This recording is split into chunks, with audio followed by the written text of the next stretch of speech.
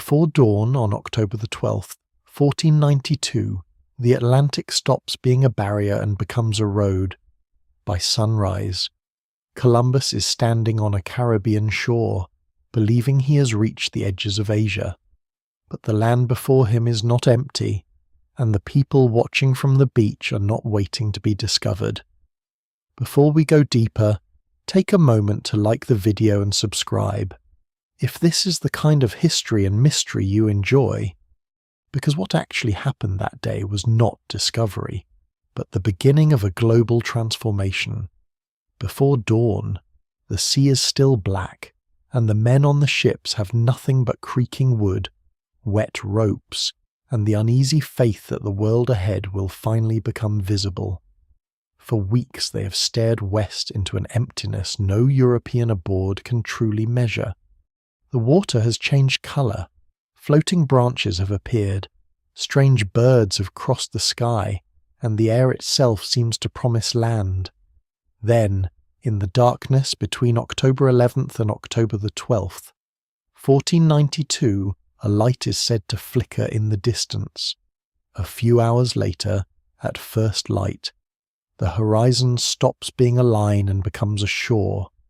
Low ground, green trees, beaches, a quiet world already inhabited, already named, already known to the people standing on it. In later centuries, this moment is reduced to a single sentence, as if one man simply arrives and history obediently begins. But that is not what happens here. What happens here is more unsettling and more important. A small expedition from Iberia reaches one edge of the Caribbean and mistakes it for Asia, while the people watching from the islands see armed strangers emerge from floating wooden structures, unlike anything in their experience. Nobody present understands the full meaning of the encounter, yet in that uncertainty lies the real power of the scene. The world has not been discovered, it has been connected by force, confusion, ambition, and accident. The image survives because it is simple. Columbus steps ashore, a flag is raised, words are spoken, possession is declared. It is neat, ceremonial, and deeply misleading. The shoreline he reaches is not an empty frontier waiting for meaning. It belongs to the Lucayan Taino world of the Bahamas, part of a wider Caribbean network of islands linked by movement, exchange, kinship, memory, and local knowledge. Canoes have crossed these waters for generations. People know where to find fresh water, where reefs threaten the hull, where currents pull hardest, where one island's people marry into another, where storms arrive first, and which beaches are safe for landing. The newcomers understand almost none of this. They see beauty, signs of vulnerability, and possible wealth. They also see what they expect to see. Columbus has crossed the Atlantic convinced that the islands off Asia lie somewhere ahead. He's looking for routes to the markets of the East, for the wealth that Europeans associate with India, China, and the islands of spices, and for the prestige of being the one who found a western passage. When land appears, the evidence before his eyes does not correct him. It bends under the pressure of his expectation. That distortion matters, because almost everything that follows grows out of it. The first landing is often told as a triumph of navigation and courage, and in a narrow sense it is. The crossing is real. The fear aboard those ships is real. So is the sheer improbability that 3 small vessels, departing from the Canary Islands and driven by Atlantic winds they only partly understand, manage to make landfall where they do. But the human meaning of the event does not lie in seamanship alone. It lies in the mismatch between arrival and understanding. Columbus believes he has reached islands near Asia, and calls the people he meets Indios because the framework in his mind leaves little room for any other conclusion. The name survives long after the mistake behind it is clear. That alone tells something important about the history opening here. Misidentification is not a side note. It is built into the foundation. The men who step onto the beach bring with them more than weapons, banners, and royal authority. They bring habits of conquest recently sharpened on the Iberian Peninsula, only months earlier. In January 1492, Granada has fallen to the Catholic monarchs Ferdinand and Isabella, ending the last Muslim-ruled kingdom in Iberia. The year that sees Columbus reach the Caribbean is also the year of expulsion for many Jews in Spain, a year thick with militant Christianity, political consolidation, and a sharpened sense that expansion, purification, and divine favour belong together. The voyage west is not a detached scientific exercise. It emerges from a world of crusading language, dynastic ambition, fierce competition, and hunger for revenue. Before we go deeper, take a moment to like the video and subscribe. If this is the kind of history and mystery you enjoy, that ambition does not vanish when the ships touch land. It steps ashore with them. The beaches may look soft, the air warm, the people unarmoured, but the world-view carried by the expedition is already hard with purpose. And yet the first moments are not a battlefield in the simple sense. They are cautious, curious, and charged with mutual observation. Columbus describes the islanders as physically striking, generous, and open, noticing their ornaments, their canoes, their lack of iron, and the ease with which they move through the water. The record that survives comes largely through European pens, so every description is filtered and limited.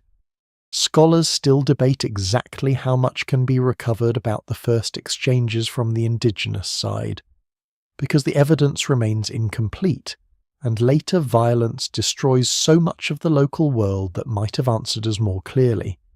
Even so, what survives in the record suggests an encounter shaped at first by gifts, gestures, signs, and improvisation, parrots, cotton, beads, bells, and small objects passed between hands. These are not trivial details. They are the first practical attempts to make sense of one another. Each side is reading the other through fragments. But curiosity and domination can exist together from the start. Columbus admires what he sees while at the same time evaluating how easily these people might be ruled, converted, or taken. This is one of the hardest truths in the entire story. The language of wonder and the language of possession appear almost side by side. He sees bodies, ornaments, and open villages. He also sees labour, captives, and opportunities. He notes that a small number of armed men could control many of the people he encounters. He imagines they would make good servants. He thinks they could be converted readily to Christianity. The shoreline, then, is not only the place where Europe encounters the Americas. It is the place where description begins to slide into extraction. The process is not yet fully organized, not yet backed by the massive machinery of later empire, but its outline is already visible. There is another distortion hidden in the famous story, the idea that Columbus alone changes the world in a single heroic act. In reality, the transformation begins because many different histories converge at once. Atlantic wind systems that had always existed become part of a navigable circuit. Europeans are beginning to understand. Iberian monarchies seek roots around older trade monopolies. Mediterranean knowledge, Portolan mapping traditions, African coastal experience, ship design, and long habits of maritime improvisation all contribute to the possibility of the crossing. On the other side of the ocean, the Caribbean is not waiting in stillness. Its societies have their own migrations, rivalries, ecologies, technologies, and histories of adaptation. The encounter is explosive precisely because both worlds are already in motion. 1492 matters not because history starts there, but because separate currents of history strike one another with enough force to alter the planet. Even the geography of that first moment resists certainty. The traditional identification of Columbus's first landing site is San Salvador in the Bahamas, but scholars have argued over the exact island for generations. Competing reconstructions rely on Columbus's log as preserved through later copies and summaries, on sailing distances, on currents, on descriptions of reefs and anchorages, and on how the expedition moved afterward through the islands. No single explanation fully accounts for every detail, and the original journal does not survive intact in Columbus's own hand. That uncertainty is useful, because it reminds us that the event so often presented as a clean beginning is, in practice, blurred at the edges. The exact beach may remain disputed. The meaning of the landing does not. What the men see that morning would have felt almost unreal after the monotony of ocean crossing. The Bahamas rise low and luminous, with clear shallows over pale sand, mangroves, birds, and an abundance of light unfamiliar to eyes worn by salt and sky. But paradise is another European overlay, one that will cling to the Caribbean ever after, turning inhabited landscapes into fantasies of innocence and abundance. The Lucayan world is not a dream. It is managed space, social territory, and lived environment, gardens, fishing grounds, canoe routes, village relationships, and seasonal rhythms already structure these islands. Europeans often fail to understand such landscapes unless they resemble the forms of settlement they know. Fields without familiar fences can look empty to outsiders. Villages built from perishable materials can look temporary to people who equate stone with civilization. This mistake will repeat itself all across the Americas. A place can be full of human order and still appear underused to those determined to claim it. The most famous words attached to Columbus's arrival are words about discovery, but discovery is always a matter of perspective. The islanders do not need to be discovered. They are there. Their parents and grandparents were there. Their names for the land are there, even if later records often bury them. Nor is this the first human crossing of the Atlantic in any absolute sense that can be claimed with confidence. Scholars have long accepted the Norse presence in Newfoundland around the year 1000, though the earlier contact does not create the same enduring transatlantic system. What makes 1492 historically decisive is not simple priority, and certainly not moral clarity. It is continuity. Columbus's voyage is followed by return, report, colonization, extraction, missionary ambition, and imperial competition. The crossing becomes repeatable. That changes everything. At the beach itself, however, none of that future is visible in full. There is only the narrow stage of first contact, with each gesture carrying more weight than anyone can know. The Europeans display rank and authority because that is how they understand legitimate action. The islanders approach with curiosity because human beings faced with strangers often begin by trying to interpret rather than immediately destroy. The imbalance in weapons is real, but it does not yet automatically dictate every movement. The first encounter is a test of reading. Who are these people? Are they dangerous? Are they weak? Are they powerful allies, raiders, traders, spirits, fools, or guests? Every object exchanged is an argument. Every posture on the beach is an experiment. Columbus's own account, shaped later for royal readers, emphasizes the possibilities he thinks matter most. He notes signs of gold. He comments on the friendliness of the inhabitants. He frames the islands in terms useful to the crown. This is one reason the surviving record must be read carefully. It is not a transparent window onto events. It is also an instrument of persuasion. Columbus needs his voyage to look successful. He needs the monarchs who backed him to believe he has reached lands of promise. He needs to justify future investment. That means the story of first contact is being curated almost immediately, arranged into something administratively useful and politically impressive. The beach is real, but the report about the beach is already becoming propaganda. Still, no amount of later myth-making can completely smooth away the raw strangeness of the moment. Imagine what the islanders see: pale sails on the horizon like moving towers of cloth, hulls that seem too large to be canoes, men covered in fabric and metal, carrying objects that flash in the sun, speaking unintelligible words, kneeling, raising symbols, embracing formalities invisible to local custom. Imagine what the Europeans see in return: skilled swimmers, carved canoes, bodies painted or adorned in unfamiliar ways, tropical materials, gestures impossible to decode, and a social world that does not fit the categories they brought from Europe. Contact begins with astonishment before it settles into systems. What actually happens when Columbus reaches the Americas, then, is not the arrival of civilization in wilderness. It is the start of a long misunderstanding backed by force.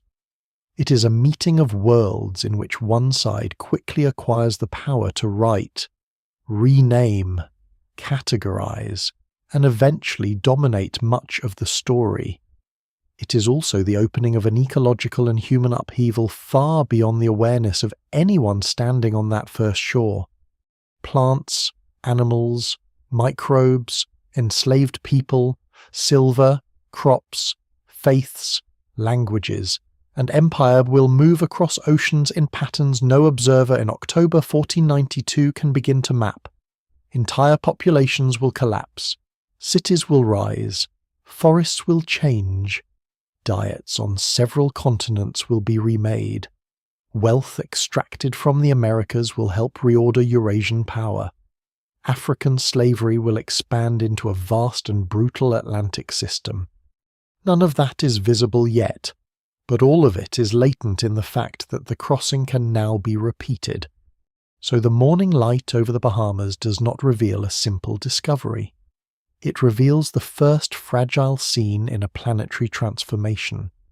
A Genoese mariner sailing for Castile believes he has reached the fringes of Asia. The people before him know he has reached their home. Between those two realities stretches one of the most consequential gaps in history. Across that gap, words, objects, assumptions, and ambitions begin to pass. The distance between what is seen and what is understood will prove fatal for millions. And yet, in the stillness of that first landing, before the larger machinery fully arrives, the encounter remains suspended for a moment in uncertainty. A shoreline, a few boats, curious witnesses, a flag in the sand. Beyond them, forests breathing in the heat. Behind them, the Atlantic already closing into a road. Long before the ships point west, Europe is already under pressure. Not the pressure of starvation alone, though hunger is never far from the lives of ordinary people, and not simply the pressure of curiosity, though curiosity will later be made to sound nobler than it often is. The deeper pressure comes from competition, from blocked routes, from rising states trying to outmaneuver rivals, and from rulers who increasingly understand that commerce, war, and faith can be woven into one project. By the late 15th century, Western Europe is not yet the global centre it will later become, but it is restless, ambitious, and alert to opportunity. Kingdoms consolidate, dynasties harden their claims, merchant capital grows, courts want revenue, Ports want access, nobles want advancement, clergy want victory, both spiritual and political. The old maps still carry inherited authorities from antiquity and the Middle Ages, but the practical men who move ships and money are learning to live by winds, commodities, and leverage. For centuries, Europe's appetite for luxury goods from Asia has far exceeded its direct access to them. Spices, silks, dyes, precious stones, aromatics, and medicines move west through long trade chains that pass through many hands before reaching European markets. Pepper is not merely a flavouring. It is a preservative, a status marker, a commodity whose price reflects distance, danger, and intermediaries. Cinnamon, cloves, nutmeg, ginger, and other goods carry both practical value and cultural glamour. The farther they travel, the more profitable they become. The problem for Western European kingdoms is that they do not control the most lucrative sections of these routes. Trade across the Indian Ocean, through the Red Sea, overland across Asia, and through Eastern Mediterranean networks is dominated by others long before Iberian states begin looking outward in earnest. Italian city-states, especially Venice and Genoa, make fortunes through commercial expertise and strategic positioning. Muslim merchants and states play indispensable roles across vast regions. The Ottoman expansion into southeastern Europe and the eastern Mediterranean sharpens Western European anxieties, though later stories sometimes exaggerate a simple sense of total blockage. Trade has not stopped. It has become politically and financially uncomfortable for those who dream of bypassing the middle.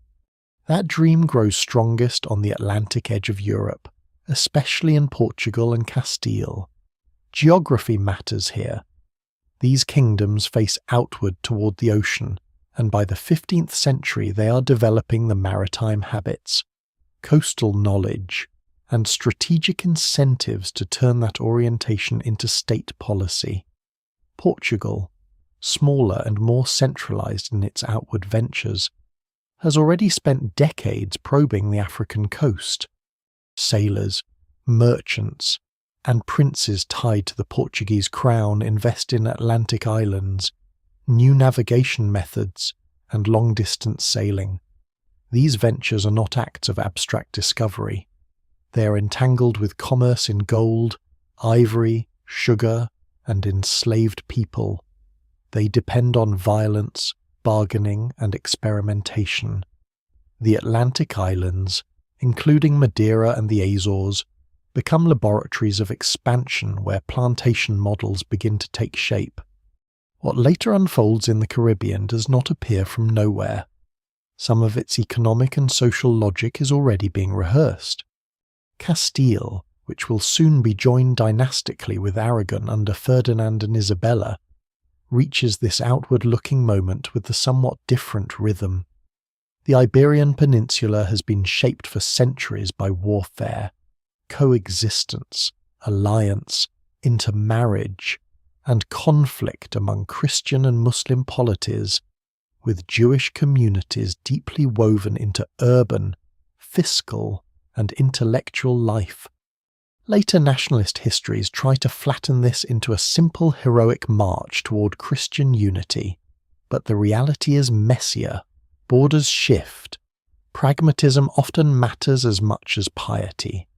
Yet by the late 15th century, the political mood sharpens. The conquest of Granada in January 1492 gives the Catholic monarchs a monumental victory, one immediately cast as providential. It is not only a military success. It is a story about sacred destiny, royal legitimacy, and the rightness of expansion under Christian authority. In the same year, the expulsion of many Jews from Spain reveals another side of this consolidation, the drive to purify, unify, and discipline the realm from within. These developments are not separate from the voyage west. They create the atmosphere in which expansion appears both desirable and morally framed. This is one of the most important things to understand about the world that sends Columbus across the Atlantic. Europe in 1492 is not simply looking for somewhere new, it is looking for roots, revenue, and advantage, but it is also looking for validation. The crowns of Iberia do not invest in far-reaching ventures merely because they are curious about geography. They want wealth to strengthen the state. They want access to resources that can finance armies, patronage, and administration. They want prestige in the face of rivals. They want Christian victories that can be narrated as part of a larger divine plan. The language of mission and the language of profit are not opposites. They reinforce one another. A successful overseas enterprise can enrich the treasury, weaken commercial competitors, and extend the reach of the faith all at once. That combination will become one of the great engines of empire. At the same time, this Europe is full of partial knowledge. Mariners know more about practical sailing than many court intellectuals. Cartographers combine old authorities with new reports in ways that produce maps both useful and fantastical. Classical texts, biblical assumptions, travellers' tales, merchant rumours, and recent nautical experience coexist without settling cleanly into one consistent worldview. Educated Europeans do not generally believe the Earth is flat, contrary to one of the most stubborn myths later attached to Columbus. The real disputes concern distance, proportion, and what lies between known coasts. How wide is the ocean? How large is Asia? How much habitable land exists between Europe and the eastern reaches of the world? These are not trivial errors. A man can be right that the Earth is round and still be catastrophically wrong about how far he must sail. The Atlantic itself has been changing in European imagination. Once it is seen mainly as a boundary, stormy and uncertain, with known coastal routes but limited confidence in the deep ocean. Gradually it becomes a field of opportunity. Fishermen, traders, and sailors develop better understandings of currents, wind systems, and the behaviour of ships beyond sight of land. The caravel, though not magical or revolutionary in every simplistic way later stories suggest, gives mariners greater flexibility in difficult conditions. Experience in Atlantic island voyages teaches crews how to work with prevailing winds and, crucially, how to think in loops rather than straight lines. One lesser-known but decisive fact is that Atlantic navigation depends not only on going out, but on knowing how to come back. A route west means little if no return path is found. The ocean is beginning to be understood as a circulatory system of winds and currents, though imperfectly and unevenly. This practical learning creates the conditions under which an audacious proposal can become imaginable rather than absurd. Yet even as Europeans look west, they do so within a world already connected to Africa in expanding and deeply exploitative ways. The westward turn cannot be separated from the southward one. Portuguese ventures along the African coast are driven in part by the desire to tap into gold sources that reach the Mediterranean through trans-Saharan routes. They are also tied to the early growth of Atlantic slavery. Enslaved Africans are being transported to Iberia and Atlantic islands before Columbus sails to the Caribbean. Sugar cultivation on islands such as Madeira prefigures later plantation systems in the Americas. This is a dark continuity often hidden when 1492 is told as a story of daring navigation alone. What goes west across the ocean is not only European hope. It is also an emerging colonial logic shaped by extraction, coerced labour, and the treatment of distant lands as assets to be reorganized for metropolitan gain. Inside Iberia, that logic is given unusual energy by timing. Granada has fallen. Royal authority appears blessed and ascendant. War has trained nobles and administrators to think in terms of campaigns, submissions, tribute, and possession. The monarchy is increasingly capable of mobilizing resources and rewarding loyal service. A venture that might once have seemed marginal now fits the mood of the court. Scholars still debate how inevitable this outward push really is, because the evidence remains incomplete and hindsight can make contingent decisions look preordained. Plenty of proposals fail, plenty of rulers hesitate, plenty of schemes seem plausible until they consume money and disappear into the sea. But what survives in the record suggests that by 1492, the Iberian crowns, especially Castile, are unusually well positioned to see maritime expansion as a natural extension of recent triumph. The competition with Portugal sharpens everything. Portuguese mariners have already established a significant lead in African exploration, and Portugal guards its Atlantic and African interests jealously. Columbus will eventually take his proposal to several courts, but any ruler considering him must weigh not only cost and credibility, but also rivalry. If a Western Passage exists, it could rearrange the balance of power. It could allow Castile to leapfrog Portuguese gains. It could open direct access to Asia's riches without reliance on Eastern Mediterranean channels or Portuguese-controlled African routes. That possibility is intoxicating, especially because it promises scale. A successful route would not merely enrich a merchant house, it could alter dynastic fortune. Beneath these calculations lies a cultural habit of mixing hard pragmatism with marvellous expectation.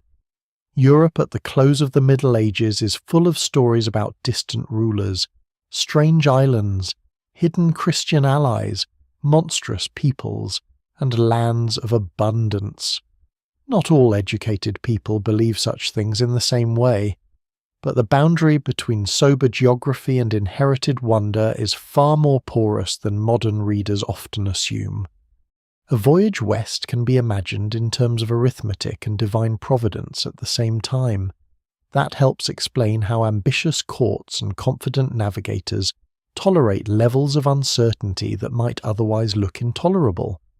The unknown is frightening, but it is also crowded with possibility. This is also an age when written authorization matters. Monarchs are increasingly bureaucratic as well as martial. Titles, privileges, shares of profit, rights of governance, and formal claims must be defined before major ventures proceed. Even before Columbus reaches any shore, the mentality of possession is already present in charters and expectations. New lands are imagined not only as places to visit, but as jurisdictions to be named, ruled, and taxed. The legal imagination precedes conquest. A coastline not yet seen can still be entered into agreements as a future entitlement. That habit will matter enormously once the voyage succeeds, because it allows rapid conversion of uncertain encounter into administratively legible claim. Ordinary sailors, of course, do not think in such elevated or systematic terms. Many are driven by wages, debt, compulsion, habit, or the thin chance of advancement. Ports gather men who know scarcity as intimately as they know rigging. Service at sea can mean danger, illness, punishment, and loss. It can also mean a crack in the rigid social walls of the age. A successful expedition may bring reward, reputation, and access to patronage otherwise out of reach. The grandeur of crowns and the desperation of crews meet on the same deck. That too is part of why Europe looks westward. Great ventures are always built from mixed motives. Royal strategy depends on men who may simply want pay, pardon, or bread. Seen from a distance, the Europe preparing for 1492 can look confident, even inevitable. Up close, it is improvising. It carries sharp tools and deep misconceptions. It is capable of extraordinary calculation and astonishing error. It knows enough to attempt a crossing, but not enough to grasp what it is about to touch. It is organized enough to project power, but not yet wise enough to understand the human worlds beyond its horizon, except through the filters of its own desire.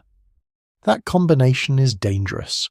A continent does not need perfect knowledge to transform another. It only needs ships, momentum, institutions willing to repeat the attempt, and stories persuasive enough to turn one voyage into policy. By the time Columbus appears at the edge of this world with his westward plan, the ground has been prepared for him more thoroughly than legend admits. He will later stand at the center of the story, but the forces that make his voyage possible are larger than one navigator's ambition. Trade frustrations, Atlantic experimentation, royal consolidation, crusading ideology, rivalry with Portugal, legal habits of possession, and the growing fusion of profit with sacred language all converge before a single sail is raised toward the open ocean. The ships that leave Iberia in 1492 are small. The world that launches them is not. It is already leaning toward expansion, already practicing domination in nearby seas and coasts, already teaching itself to see distant places as routes, assets, and promises. Westward is not a random direction. It is the next place Europe decides to force open.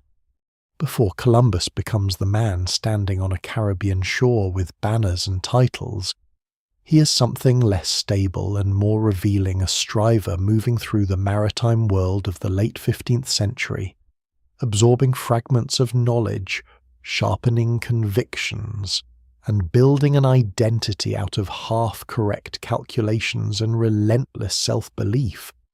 That matters because he is often remembered in extremes, either as the heroic navigator who changes history through vision alone, or as the pure embodiment of conquest with no inner complexity at all. The reality is harder to simplify. He is ambitious, devout, opportunistic, stubborn, literate in the practical and intellectual culture of navigation, and unusually skilled at turning uncertainty into certainty in his own mind. He does not create the Atlantic Age by himself, but he becomes one of the most effective agents through which its pressures, fantasies, and appetites are carried into action. He is born in Genoa, probably in 1451 in a city long tied to Mediterranean commerce. Genoa is not a quiet backdrop. It is a hard-edged maritime republic where trade, competition, and risk are part of daily life. Men make fortunes and lose them through shipping, finance, and long-distance exchange. The world available to a young Columbus is already stretched across seas. He likely grows up around wool-working and urban craft life, but he is drawn towards ships early enough that by adulthood the ocean is not an abstract space to him. He sails in the Mediterranean, perhaps in armed convoys, perhaps on commercial routes, perhaps in ventures that blur the line between trade and private war as many did in that age. The details of his early career remain incomplete, and Columbus himself later reshapes parts of his life story, which makes reconstruction difficult. Scholars still debate how much of what he later claims about his youth is reliable, but what survives in the record suggests a man formed not in isolation, but in a rough maritime culture that rewards nerve, memory, improvisation, and the ability to read advantage in uncertain conditions. At some point, his life shifts westward toward Portugal, and that move changes everything. Lisbon in the later 15th century is one of the great listening posts of the Atlantic. Sailors, cartographers, merchants, royal officials, translators, and rumour all pass through it. News from the African coast, Atlantic islands, ship design, and navigational practice accumulates there in ways impossible to ignore.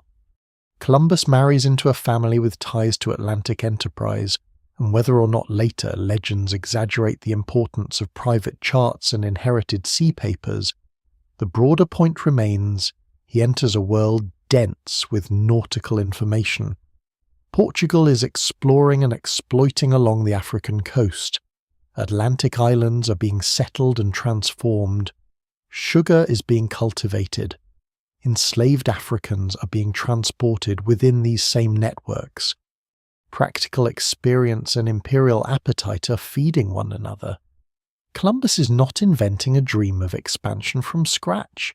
He is living inside the workshop where such dreams are being tested. He also reads. This is a crucial part of his formation. Columbus is not a university scholar in the formal sense, but he is deeply engaged with the kinds of text that matter for a navigator trying to persuade princes: geography, cosmology, travel literature, classical authorities, medieval compilers, and contemporary speculation all contribute to the map inside his head. He reads Pierre Dailly, Marco Polo, and other works that blend inherited learning with expansive possibility. He marks margins, he annotates, he gathers support for what he already wants to believe. This is not unusual. Many people read selectively, but in Columbus the habit becomes world-shaping. He is drawn to passages that compress distance, enlarge Asia, and leave space in the Atlantic for islands and routes he thinks can be reached by sailing west. He is also influenced by religious ideas that make history feel patterned and purposeful. He does not see himself merely as a mariner for hire. He increasingly sees himself as a chosen instrument moving inside a providential design. That conviction will become one of his greatest assets and one of his greatest dangers. It allows him to persist through rejection, ridicule, delay, and material hardship. It also makes him resistant to correction. The central problem in his plan is not that he thinks the earth is round. As many educated people in his era understand, it is. The problem is that he dramatically underestimates the circumference of the globe and overestimates the eastern extension of Asia. He accepts figures and interpretations that shrink the ocean to manageable size. He combines authorities in ways that make a westward voyage seem plausible when, in reality, the distance to Asia across open water is far greater than he believes. This is not a minor technical slip. Without the American continents in between, his expedition would almost certainly fail. One of the strangest things about Columbus is that he is wrong in ways that become historically effective. Error carries him into history as surely as courage does. It is tempting to imagine him as a cool planner with neat charts and a single polished proposal, but his life seems more precarious than that. He spends years seeking patronage. He negotiates, waits, resubmits, adjusts, persists. He's not simply a genius ignored by lesser minds. Many objections raised against his plan are rational. Courts have limited funds. Maritime ventures are expensive and dangerous. Bold men make wild promises all the time. Columbus asks not only for support, but for extraordinary rewards if he succeeds: titles, shares of profit, hereditary privileges, and authority over lands not yet reached. That ambition can appear arrogant, and in truth it is. But it also reveals how he sees the stakes. He does not want merely to sail. He wants status commensurate with world-changing success. He bargains in advance as though the unknown has already begun to belong to him. Portugal declines to back him. That refusal is telling. The Portuguese crown has experienced navigators, practical intelligence, and active ventures down the African coast. If its experts are skeptical, there is reason to pay attention. Yet rejection does not kill the idea. Columbus moves on, seeking support elsewhere, including in Castile. His years in Spain are marked by petitioning, delay, disappointment, and the slow work of building allies at court and among clerics or officials willing to take him seriously. This long period often disappears beneath the dramatic simplicity of departure in 1492, but it matters because it shows the voyage is not inevitable. It depends on persuasion at the edge of doubt, a different set of advisers, a tighter treasury, a political distraction, a little less persistence, and the story may stall. His persistence is fed by something more than calculation. Columbus possesses a rare and sometimes destructive certainty in his own reading of the world. He can take scattered evidence and turn it into prophecy. Reports of driftwood, carved objects washed ashore in Atlantic islands, or rumours of distant lands do not remain isolated curiosities in his thinking. They become confirmation. So do texts. So do theological intuitions. So does the general momentum of Iberian expansion. The man is assembling not just a route, but a personal destiny. This helps explain his later writing, which is often saturated with providential language. He believes success is possible because he has interpreted the world to make it so. In a modern sense, this can look like self-deception, and at times it is, but it is also a powerful political tool. Courts are often persuaded not only by evidence, but by confidence that feels contagious. There is another dimension to his ambition that should not be softened. Columbus is intensely interested in wealth. Gold is not a decorative detail in his imagination. It is central. So are spices, trade access, titles, and the economic rewards of command. His later journals and letters repeatedly return to material promise. Even before the first voyage, his project is tied to the belief that Western sailing will open routes to immense riches. At times, he dresses these expectations in sacred language, imagining that wealth from overseas might help fund future crusading ventures or Christian triumphs in the East. But the spiritual and the material are not separate compartments for him. Gold can serve God. Conquest can serve faith. Profit can be proof of divine favour.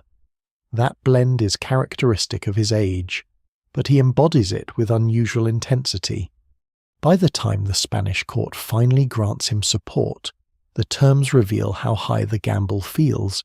He is named Admiral of the Ocean Sea, Viceroy, and Governor of lands he may discover, with a share in the profits. These are vast concessions for a man who has not yet proved the voyage. They suggest both how persuasive he has become and how speculative the whole enterprise remains. Titles cost little if the expedition fails. If it succeeds, they become the framework for power. Columbus is not being rewarded for modest service. He's being licensed to transform uncertainty into possession. His personality, so difficult for later generations to assess cleanly, begins to show itself more clearly here. He is neither a detached scientist nor merely a blunt adventurer. He is calculating in negotiation, theatrical in self-presentation, intensely conscious of rank, and deeply sensitive to honour. He can be observant and obtuse at the same time. He notices practical things that matter to navigation and exploitation, yet misses or distorts cultural realities before his eyes. He is capable of endurance, but also of harshness. The evidence remains incomplete on many private aspects of his life, yet the broad outline is consistent enough. This is a man who expects history to validate him, and once that expectation is combined with royal authorization and armed ships, it becomes dangerous. There is also something almost eerie in how his misconceptions survive contact with reality. Even after reaching the Caribbean, he refuses to accept that he has encountered lands unknown to Europeans and not part of Asia. This is not simply a mistake made in good faith and then corrected. He continues to interpret coastlines, people, and reports through the framework he carried from the start. Cuba must somehow connect to the Asian mainland. Islands must be near the rich regions described in travel literature. Local people must fit into existing categories. The habit of forcing new experience into old expectation is already built into him before the voyage begins. The crossing does not cure it. Success hardens it. One lesser-known but revealing feature of Columbus's life is how much of his legacy depends on writing about himself. Journals, letters, reports, petitions, and later recollections all help build the figure posterity inherits. Some texts survive only through copies or summaries. Some are shaped for political effect. Some emphasize piety. Others stress service, loyalty, and entitlement. This means Columbus is not only a navigator, but also a narrator of his own importance. He understands that voyages become history through paperwork as much as through landfall. The crown must be convinced. Rivals must be checked. Privileges must be defended. His identity is continuously under construction in prose. By 1492, then, the man ready to sail west is the product of converging worlds: Genoese maritime culture, Portuguese Atlantic experience, Iberian imperial appetite, religious confidence, commercial ambition, and a deeply personal capacity to turn doubtful arithmetic into mission. He is not uniquely modern, nor purely medieval. He belongs to an age when empirical observation and inherited fantasy still overlap, when scripture and sea lanes can inhabit the same sentence, when a mariner may believe sincerely that he is carrying both a balance sheet and providence toward the horizon. No single explanation fully accounts for his grip on the moment.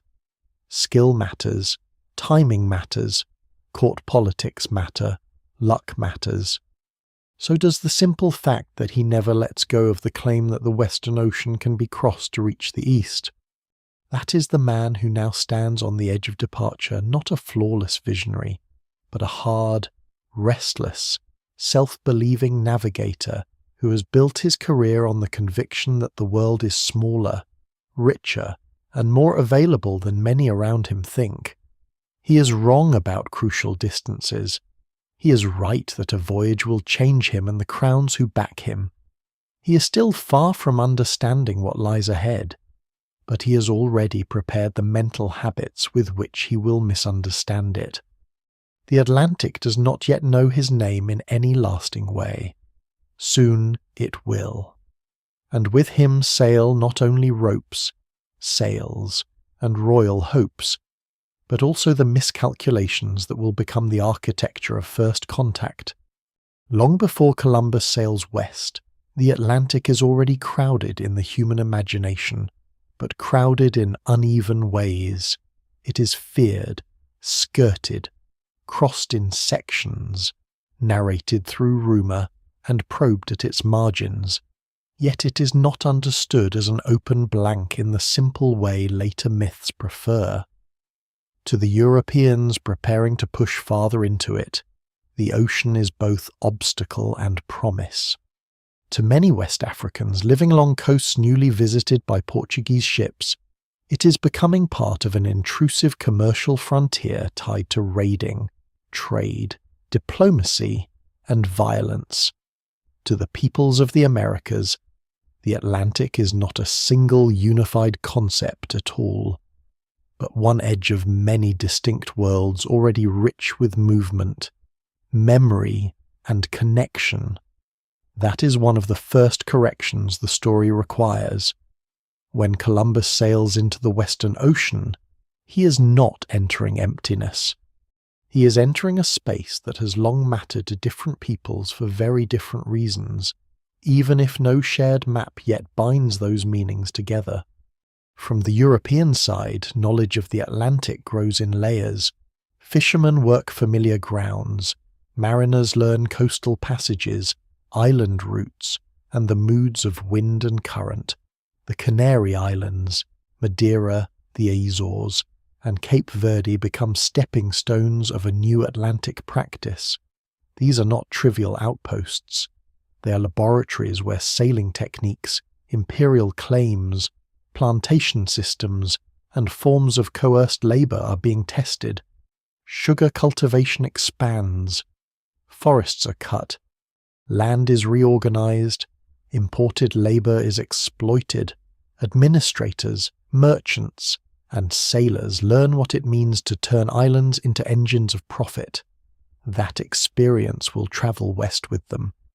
One lesser-known but important continuity is that Columbus's Caribbean does not represent Europe's first experiment in aggressive Atlantic transformation. It represents the moment those experiments are projected into far larger and more densely populated worlds. At the same time, European knowledge remains strikingly patchy.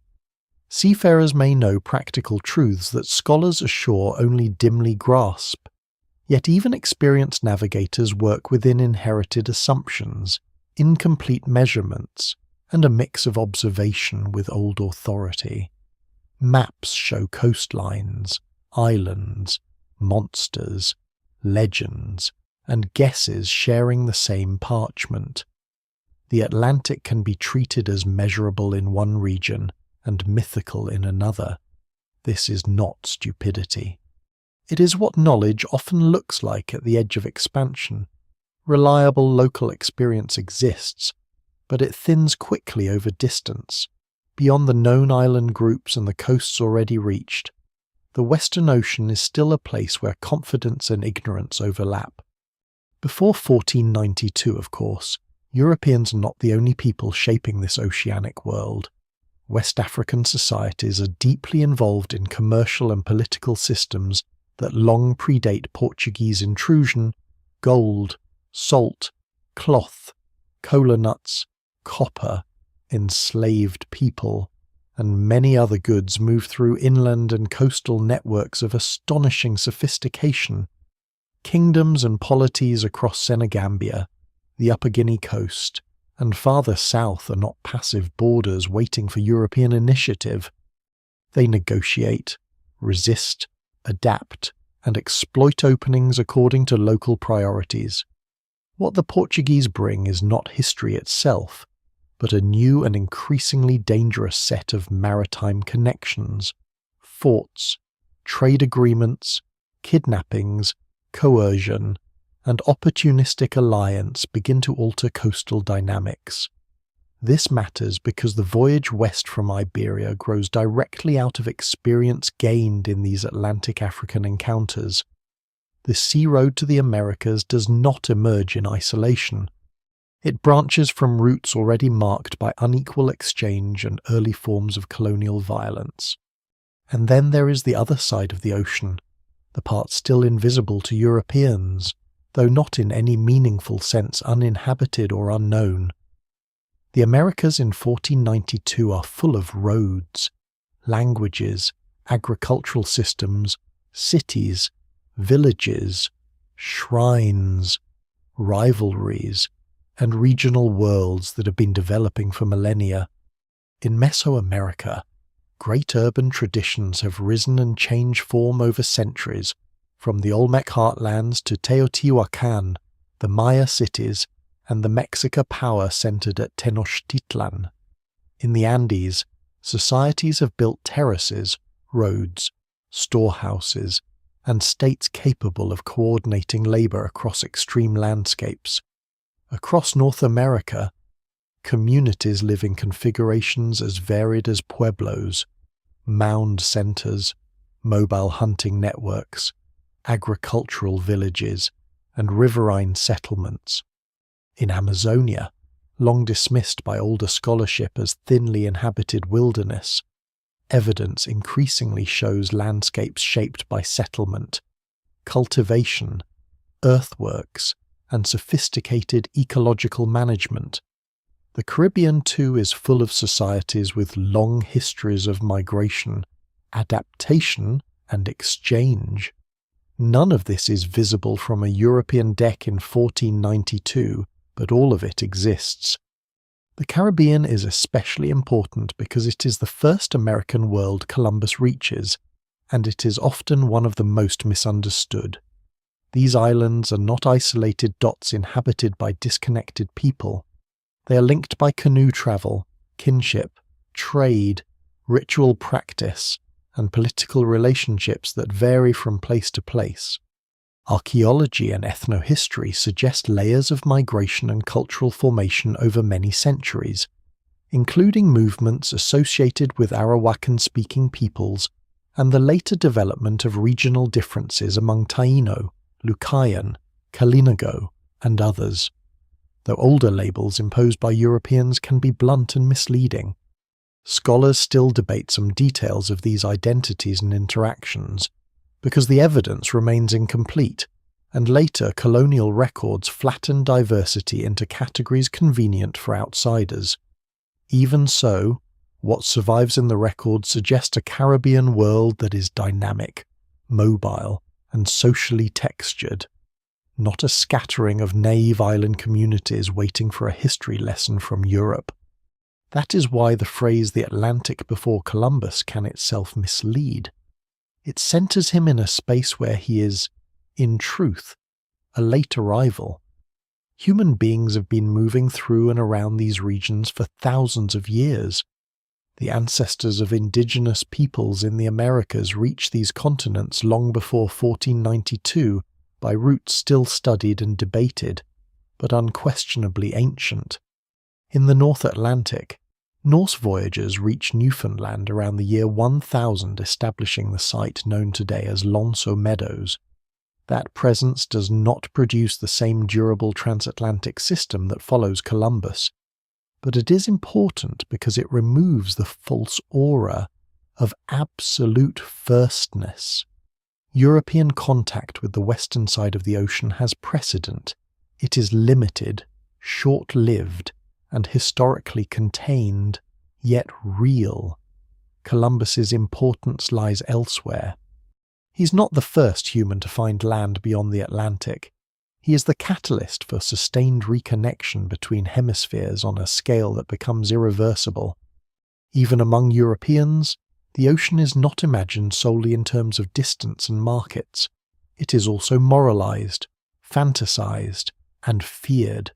Sea lore, saints' legends, tales of islands that appear and vanish, reports of strange peoples, and inherited images from classical and medieval geography all shape what mariners and courts think may be out there. A westward voyage can be justified by calculations of circumference and by hopes of encountering lost Christian kingdoms.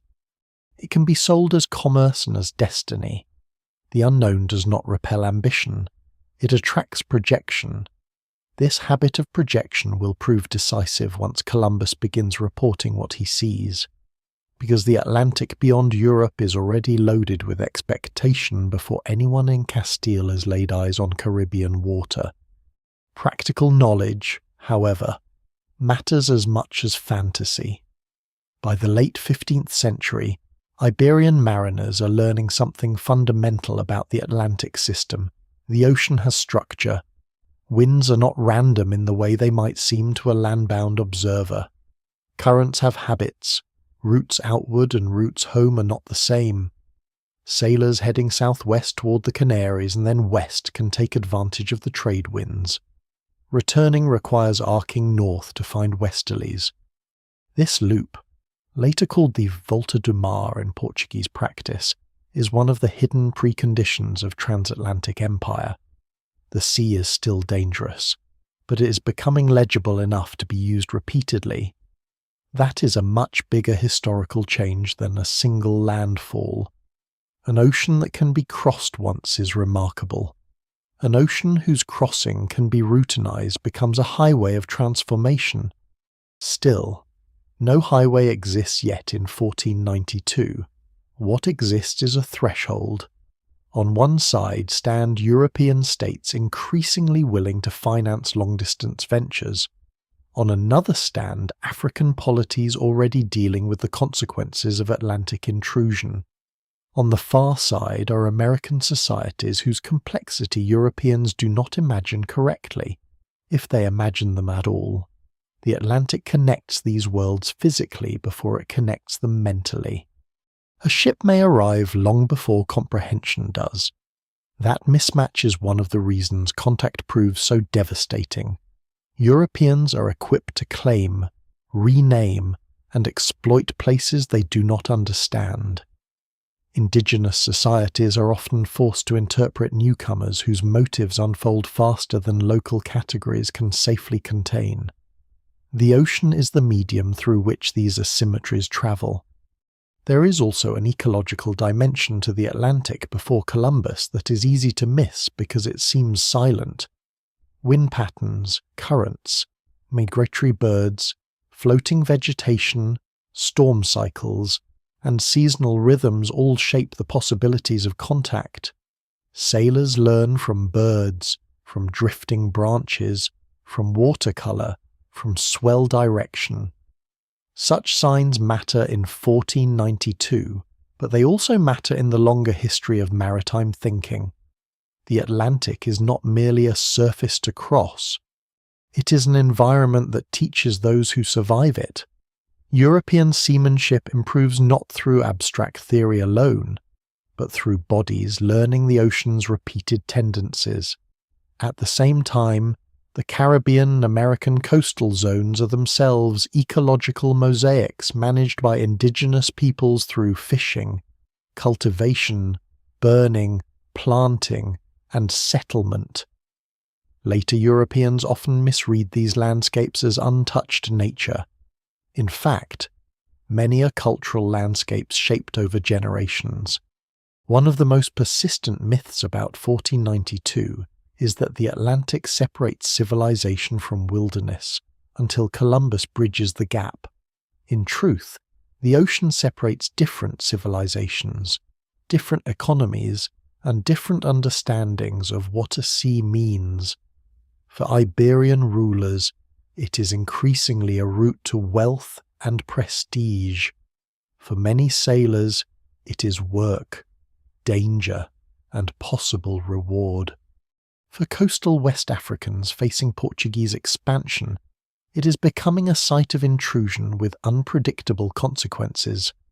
For Caribbean islanders, the sea between islands is not necessarily a terrifying void, but a lived corridor, navigated in dugout canoes with skill Europeans often underestimate. These meanings coexist without merging. The Atlantic is one body of water, but not one human world. What survives in the record suggests that by 1492, Europeans are ready in one crucial sense and unready in another. They are ready technically to cross farther than before. They are ready institutionally to claim what they find. They are ready ideologically to treat success as both profit and providence. But they are unready to understand the societies they're about to encounter on their own terms. This gap will shape every first impression. Villages will be judged against European settlement norms. Gold ornaments will be taken as signs of vast nearby treasure. Hospitality may be mistaken for simplicity or submission. Lack of iron will be read as weakness rather than as one feature of a different technological world. The Atlantic before Columbus therefore contains the seeds of misunderstanding, not only because places are unknown, but because Europe's habits of interpretation are already primed to distort what is there. So when the ships eventually leave Iberia, they are not sailing out of a timeless old world into a timeless new one. They are moving from one dense historical field into another, carried by an ocean whose own patterns have begun to yield to repeated navigation. The peoples of the Americas do not wait in stillness on the far shore. They plant, paddle, trade, worship, fight, remember, and govern. The peoples of Africa do not stand outside the story. They are already being drawn into the Atlantic system that will soon widen with horrifying speed. Europe does not merely dream of contact, It has been training for expansion in islands and along coasts for decades. All of these histories are already alive before Columbus raises a sail. That is what makes the Atlantic in 1492 so unsettling. It is not empty, but it is not yet fully connected. It is full of human worlds that do not know they are about to be bound together in an exchange of plants, animals, microbes, labour systems, faiths, and violence on a planetary scale. The water between them is still broad enough to preserve separation, but narrow enough now to be crossed. Once that fact is proven in repeatable form, the ocean will stop being a boundary in the old sense and become a corridor of empire. For the moment, though, it remains a vast moving threshold, carrying rumours, techniques, ambitions, and unseen futures westward under sail. The ships that leave for the Western Ocean are smaller than the legend. Later paintings make them look stately and assured, with clean lines, heroic silhouettes, and a kind of ceremonial inevitability. In reality, they are working vessels carrying anxiety across an immense uncertainty. The Nina and the Pinta are caravels, relatively light and manoeuvrable, useful for Atlantic sailing. The Santa Maria, larger and slower, is a now, a more burdensome vessel and the one Columbus uses as his flagship. None of them are enormous by later standards. Their decks are cramped, their provisions are finite, their crews live in close discomfort, surrounded by damp timber, foul smells, stale water, salt meat, ship's biscuit, tar, rope, prayer, boredom, and the constant possibility that one bad decision or one violent storm can end the enterprise without witness. The crossing is famous because it succeeds. It should also be remembered for how exposed it feels while it's happening. The departure itself does not begin from some perfect threshold of mythic adventure. It begins from port routines, practical worries, deadlines, and discipline. The expedition sails from Palos de la Frontera in August 1492, a small but active Andalusian port with maritime ties and obligations to the crown.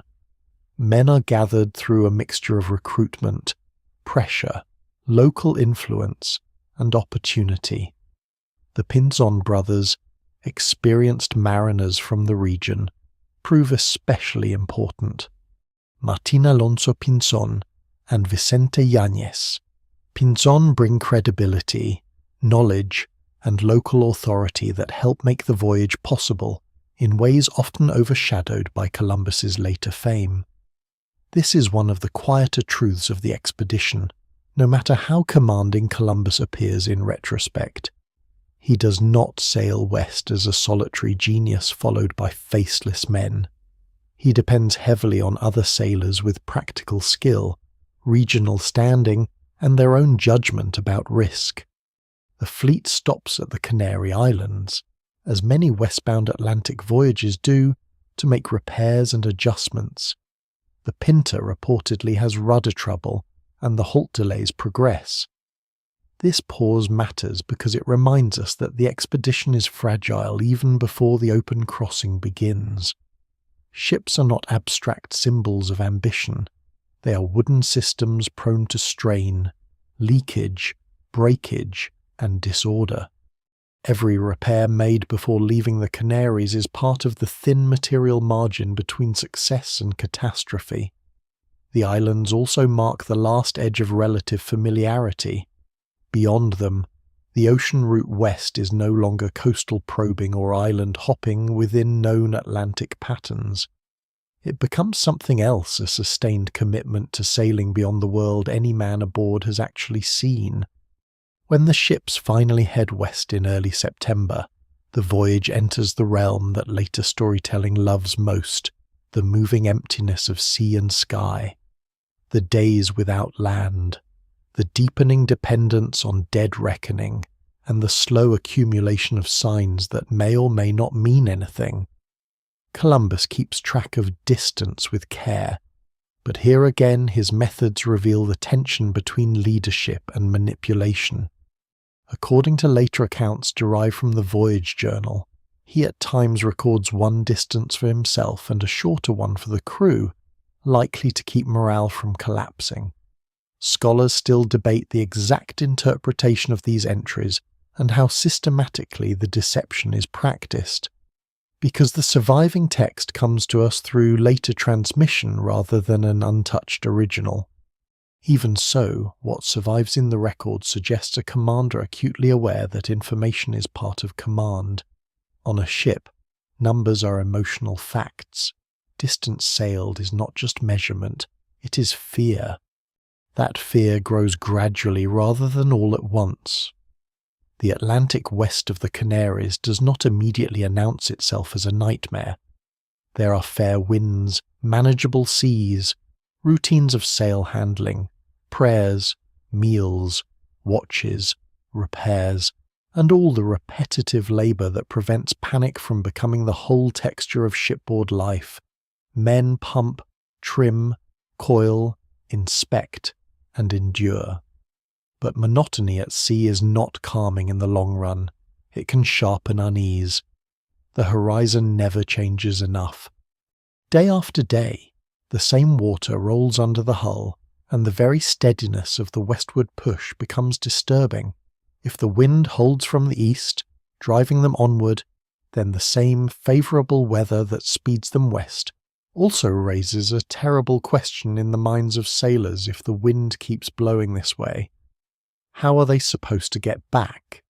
The Sargasso Sea enters the imagination around this phase of the voyage, though not quite in the dramatic supernatural form later legend prefers. Floating mats of seaweed appear, thick enough at times to seem uncanny. To modern eyes, this may sound beautiful or merely curious, but to men in a 15th century ship crossing unknown waters, it can feel ominous. Does the vegetation indicate nearby land, as some hope, or a stagnant ocean where ships might be trapped?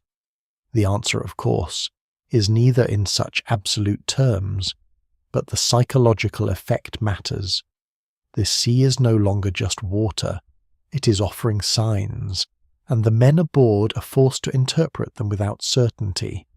Every bird, every branch, every patch of weed becomes an argument about where they are and whether Columbus's promises mean anything. This is one of the most vivid features of the crossing, the constant reading of clues. Atlantic sailing in this era depends partly on formal tools like compass bearings, estimated speed, latitude readings when possible, and accumulated navigational habit.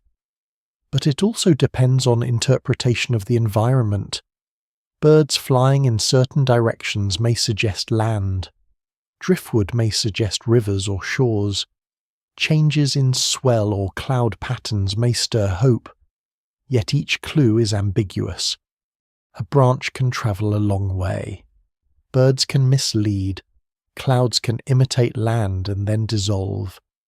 On such a voyage, the line between evidence and wishful thinking is dangerously thin.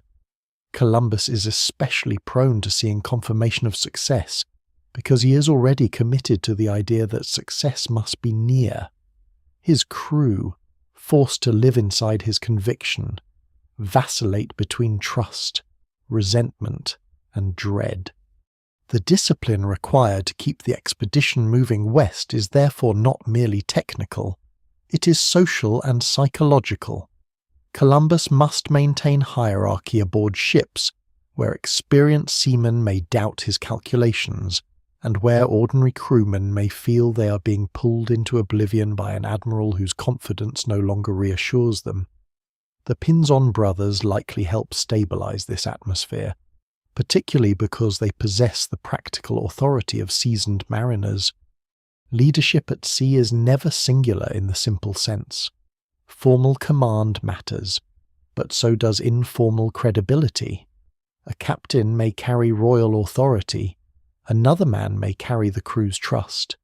If those two forms of power separate too completely, a voyage can fracture.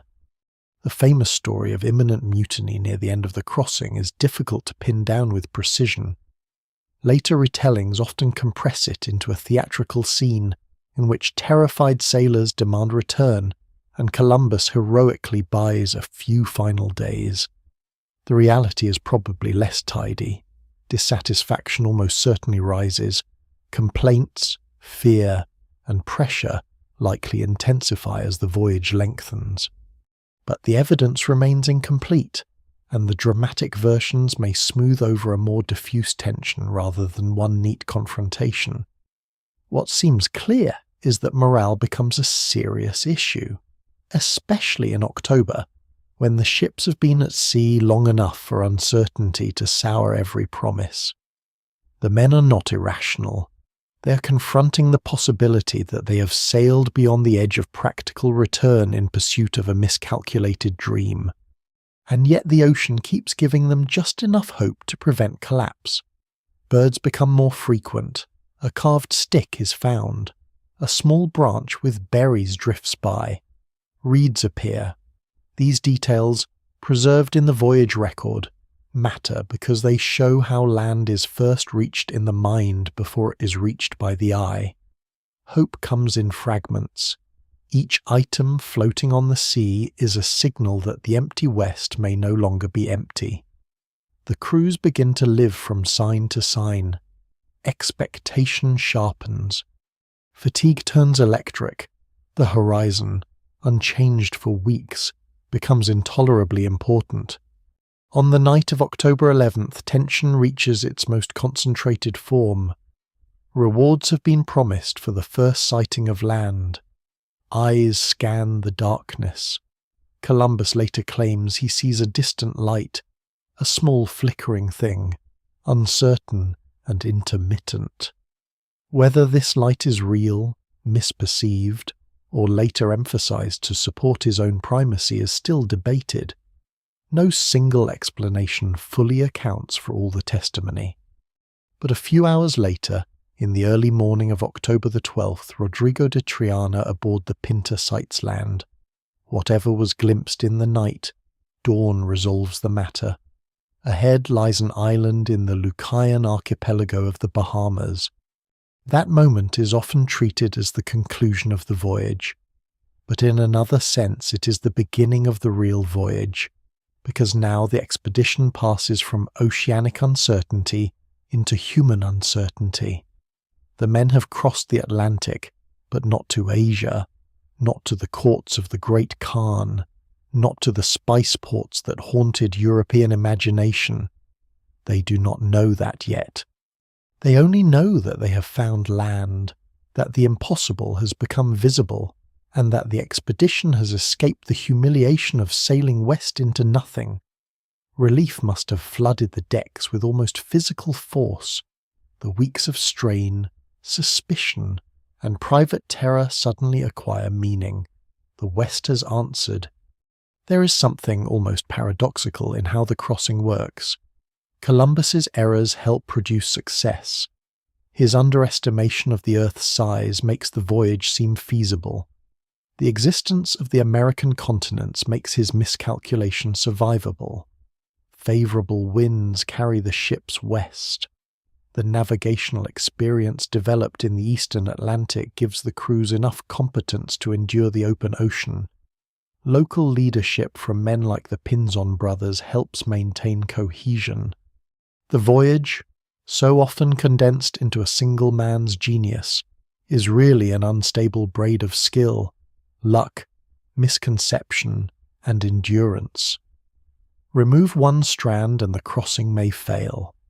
The daily reality aboard the ships also deserves a harder look because it strips away the polished surface of heroic memory. Men sleep badly. Food deteriorates. Water goes stale. Clothing stays damp with salt. Wood groans. Tempers fray. There is little privacy and less certainty. Religion is present not as decoration but as atmosphere, with prayers and invocations helping frame danger inside a sacred order. The sea can look magnificent, but magnificence is not comfort.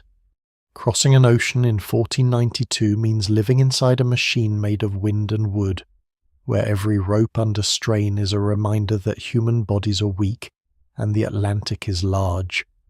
This is also why the first sight of land carries such force. It is not simply geographical triumph, it is the end of suspended judgment. Until land appears, Columbus may still be a visionary or a fool. The crews may still be participants in history or victims of madness. The Western Ocean may still be road or grave. Landfall does not answer every question, but it answers the immediate one that matters most aboard ship: was there anything here at all? The cry from the Pinta settles that with brutal simplicity, yes, there is shore ahead. Soon the ships will anchor off beaches already inhabited by people who have never needed European maps to know their home. Soon gifts will pass between strangers, and confusion will begin hardening into possession. But just before that, the voyage itself stands in a moment of pure release. The Atlantic crossing of 1492 is complete. The men who survive it have not proven what they think they have proven, and their commander has not reached the place he believes he has reached. Yet all of them have crossed a threshold from which there will be no return in the wider historical sense. The ocean behind them is no longer a rumour, it is a route. Land appears first as relief, then as promise, and only slowly as a place with its own reality.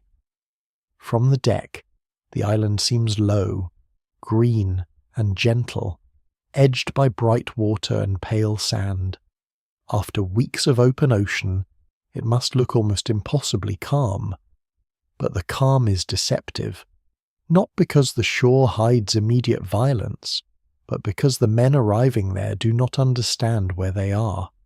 Columbus names the island San Salvador, an act that already reveals the deeper pattern of the voyage. To name is to begin claiming. To rename is to place a new story over an older one.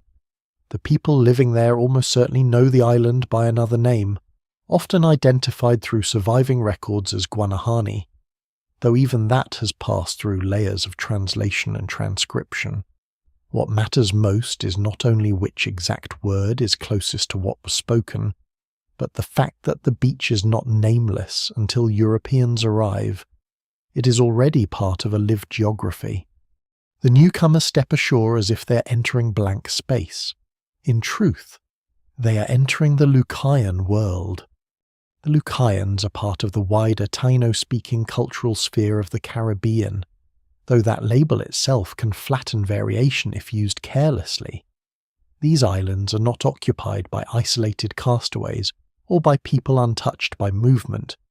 They belong to networks of kinship, canoe travel, local authority, cultivation, fishing, and exchange that tie the Bahamian archipelago to broader Caribbean patterns. Archaeology suggests that the Bahamas are settled relatively late compared with some other parts of the Caribbean, through migrations from the Greater Antilles over preceding centuries. By 1492, the Lucayan communities Columbus encounters live in villages adapted to island conditions, drawing food from cassava cultivation, fishing, shellfish gathering, and local resources shaped by generations of environmental knowledge. Their houses, likely made from wood, palm, and thatch, do not resemble European stone or timber structures, but that difference says more about climate, materials, and social form than about sophistication. Europeans will repeatedly confuse unfamiliar architecture with a lack of civilization. Here, at the very first landing, that misunderstanding is already waiting. The exact site of landfall remains one of the most famous unresolved details in the story. For centuries, San Salvador Island in the Bahamas has been the traditional candidate, and it remains the official identification used by the Bahamian state. Yet scholars have also argued for other islands, including Samana Cay, Plana Cays, and others, based on attempts to reconstruct Columbus's route from the surviving account of the voyage, including distances sailed, bearings, reef descriptions, anchorages, and the order of later movements through the islands. The original log is lost, and what we have comes largely through a version preserved by Bartolomé de las Casas, who copied or summarized earlier material. That means every reconstruction depends on imperfect transmission. Scholars still debate the matter because the evidence remains incomplete, and because ocean currents, sailing behavior, and copied texts do not yield a single uncontested answer. Still, all serious candidates place the first landing within the Lucayan archipelago. The precise beach may remain uncertain. The human setting does not. When Columbus and his men approach the islanders, they do so with ceremony. Standards are carried. Possession is declared in the name of the Spanish crown. Religious and political language are joined from the first instant. This ritual may appear absurd from the indigenous point of view, though we can only infer reactions cautiously. What survives in the record suggests curiosity rather than immediate organized hostility. People come out to see the strangers. They observe the ships, the clothing, the gestures, the metal, the skin, the animals, and the strange social behavior of men kneeling and pronouncing formulas on a beach already occupied.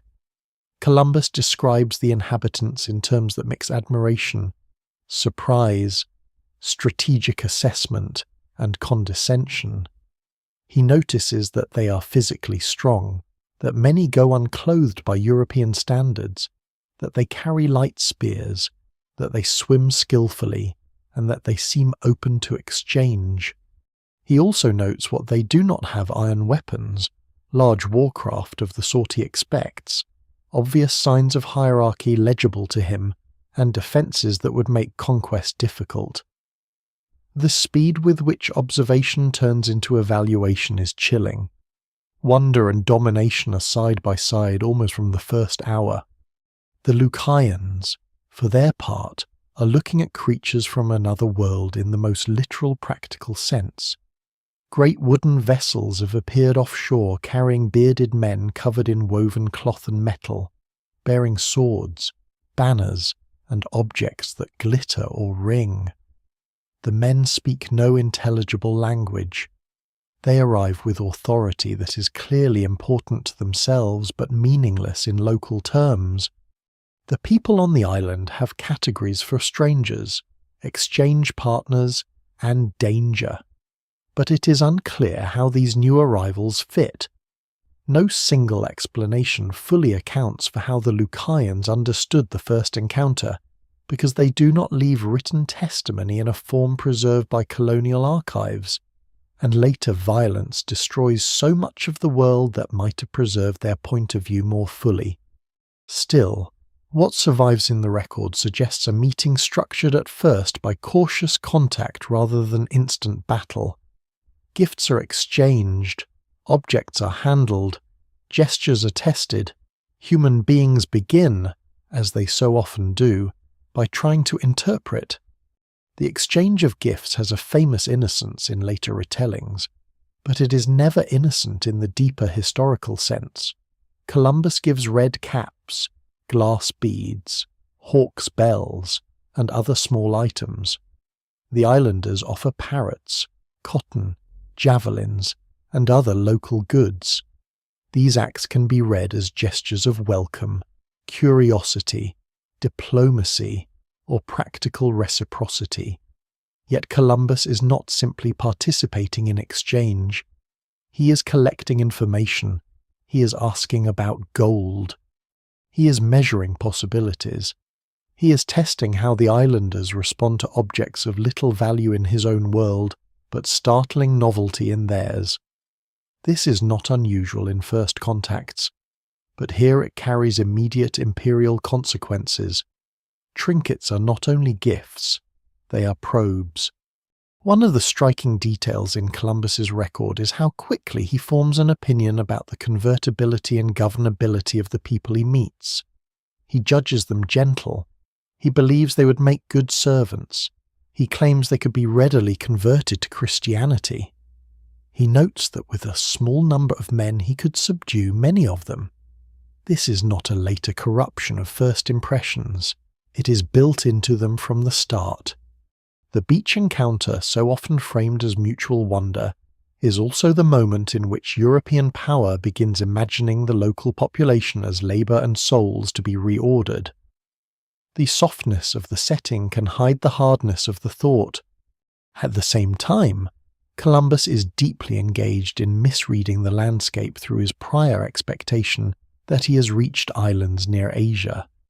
The Lucayan world before him is not allowed to be itself. It must be interpreted as part of a route to something else. The people are questioned about rulers, gold, and distant lands because he assumes larger wealthy kingdoms must be nearby. Local ornaments or hints of metal are treated as signs pointing onward toward greater riches. The islands become clues rather than destinations. This is why the landfall matters so much. It is not only first contact, it is first distortion. The Caribbean enters European consciousness not on its own terms, but as a misunderstood edge of Asia and as a quarry of possible wealth. The environmental reality of the Bahamas also shapes the encounter. The water is clear and shallow in many places, with reefs, channels, beaches, mangroves, birds, and low vegetation. To Europeans used to other coasts, the brilliance of the shallows and the apparent gentleness of the terrain may enhance the impression of an inviting paradise. But paradise is a dangerous European category. It erases labour, management, and ownership. Lucayan people know where to fish, where to land, how to move between islands, how to cultivate in local soils, and how to live within the rhythm of seasons and storms. To an outsider, these islands can look open and abundant. To those who live there, they are ordered spaces with knowledge embedded in daily practice. Europeans often mistake environments they do not understand for unclaimed abundance. The Bahamas are among the first places where that pattern appears with devastating clarity. Another revealing act occurs almost immediately. Columbus seizes several islanders to serve as guides and interpreters. This too is part of the opening moment, not a later descent into coercion. He believes they can lead him to gold or larger centres of power. He also assumes, perhaps correctly in the narrow tactical sense, that people moved through local island networks possess geographical knowledge he lacks. But the taking of captives changes the emotional register of the encounter at once. It means the relationship is no longer simply observational or diplomatic. It is already asymmetric in armed force, and in the right Europeans claim to direct other people's movement. The evidence remains incomplete on the exact circumstances of these early seizures. Yet what survives strongly suggests that captivity enters the story almost as soon as contact does. That is a sobering measure of how quickly curiosity hardens into control. The famous descriptions of the islanders as generous and without greed must also be read carefully. Columbus praises their willingness to share and their apparent lack of possessiveness over small goods. This has often been romanticized, but it more likely reflects different social expectations around exchange and material value rather than some timeless innocence. European observers constantly misunderstand unfamiliar economies by treating them as moral evidence. A people who value objects differently can appear either noble or backward depending on the outsider's mood. Columbus oscillates between admiration and instrumental judgment, but in both cases he centers European assumptions. The Lucayans are being read, classified, and folded into a foreign moral universe before any genuine mutual understanding is possible. There is, however, a momentary instability in these first encounters that should not be overlooked. Europeans may possess steel, ships, crossbows, and horse ships of thought tied to empire, but none of that yet guarantees total command on the ground. They are few in number. They are strangers in an island network they do not know. They depend on local people for information, signs, and perhaps fresh water or practical orientation. The asymmetry is real, but it is not yet absolute in the immediate bodily sense. That is one reason first contact scenes can feel so tense. A handful of decisions, gestures, or misreadings could change everything. Violence does not erupt instantly into conquest because conquest requires repetition, reinforcement, and return. On this first beach, those systems are only beginning to gather themselves. Still, the larger historical pattern is already visible. The island is renamed, its people are described, evaluated, and partly taken. Their world is not entered as equal terrain for negotiation, but as an environment to be interpreted under royal and Christian authority. The very act of recording the encounter privileges the newcomers, because their written account will travel back across the Atlantic and become the version courts and chroniclers inherit. The Lucayan world is present at the centre of the event, but its voice survives mostly through European filtration. That silence, forced and widening, is part of what actually happens when Columbus reaches the Americas. The imbalance is not only military or political, it is archival.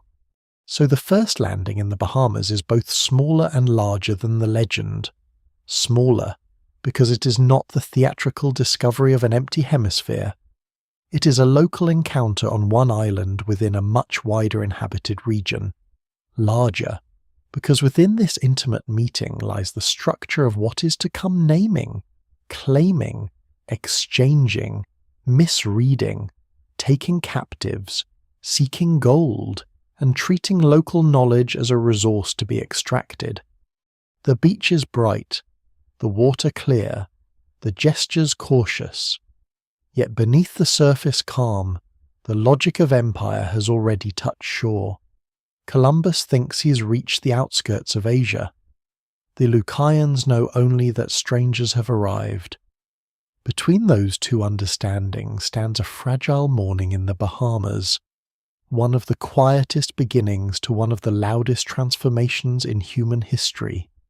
The first impressions formed in the Bahamas do not remain on the beach.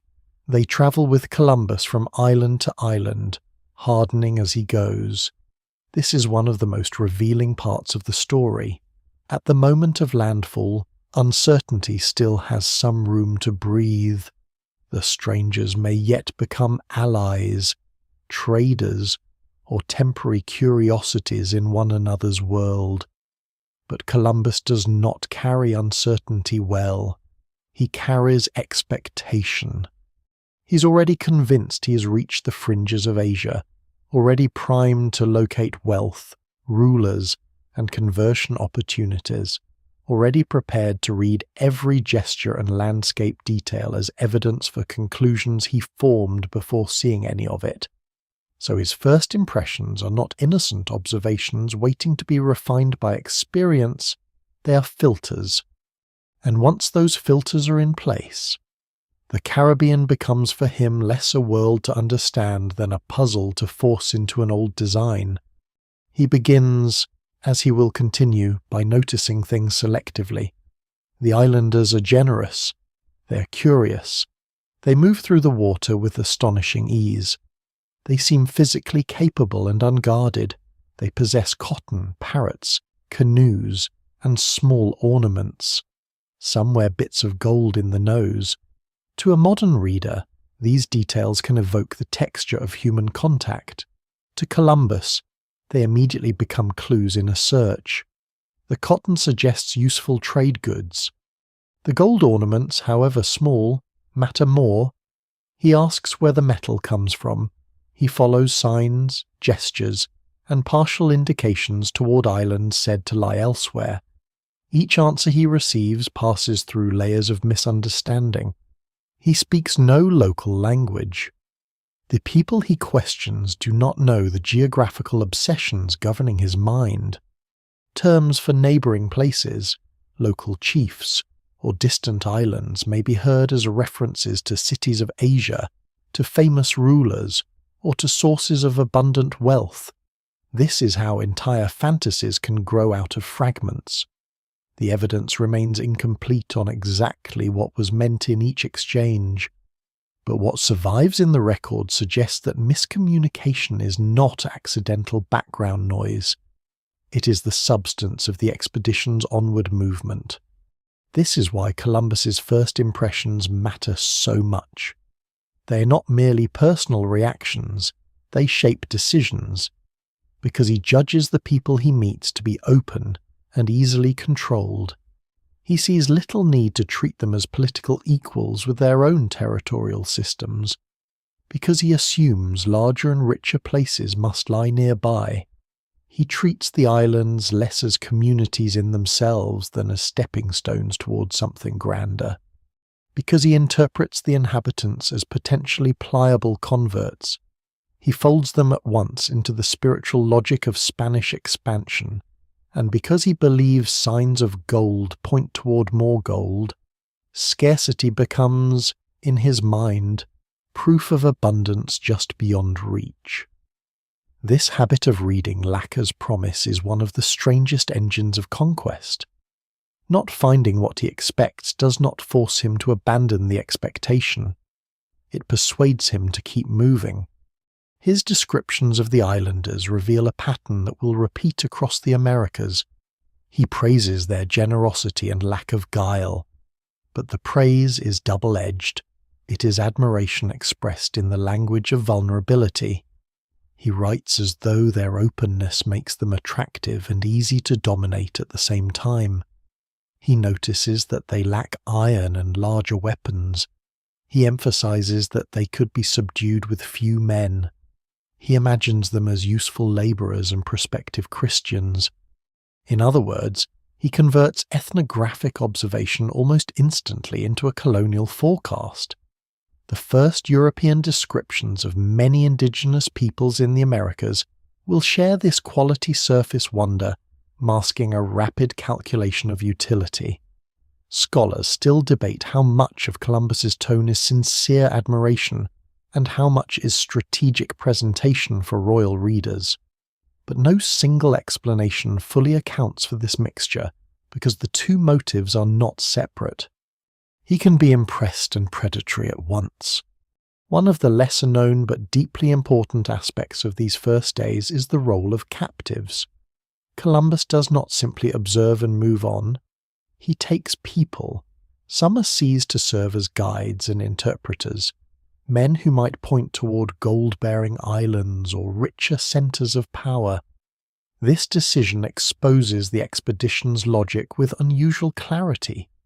The newcomers enter an unfamiliar region dependent on local knowledge, yet instead of negotiating for it on anything like equal terms, they begin by coercing the people who possess it. The men taken aboard are not just guides in a practical sense. They become living translations of the world Columbus wants to extract from its own inhabitants. Their bodies are turned into roots. That act changes everything. A voyage that later narratives often wrap in language of discovery is already producing captives within days of landfall. Whatever gestures of welcome or curiosity shape the earliest encounters, they now coexist with fear, constraint, and the visible fact that these strangers are willing to remove people from their homes. For the island communities watching this happen, the meaning of European arrival must start to darken quickly. No written Lucayan testimony survives to tell us exactly how these scenes felt from shore, and the archival silence that follows is itself part of the violence.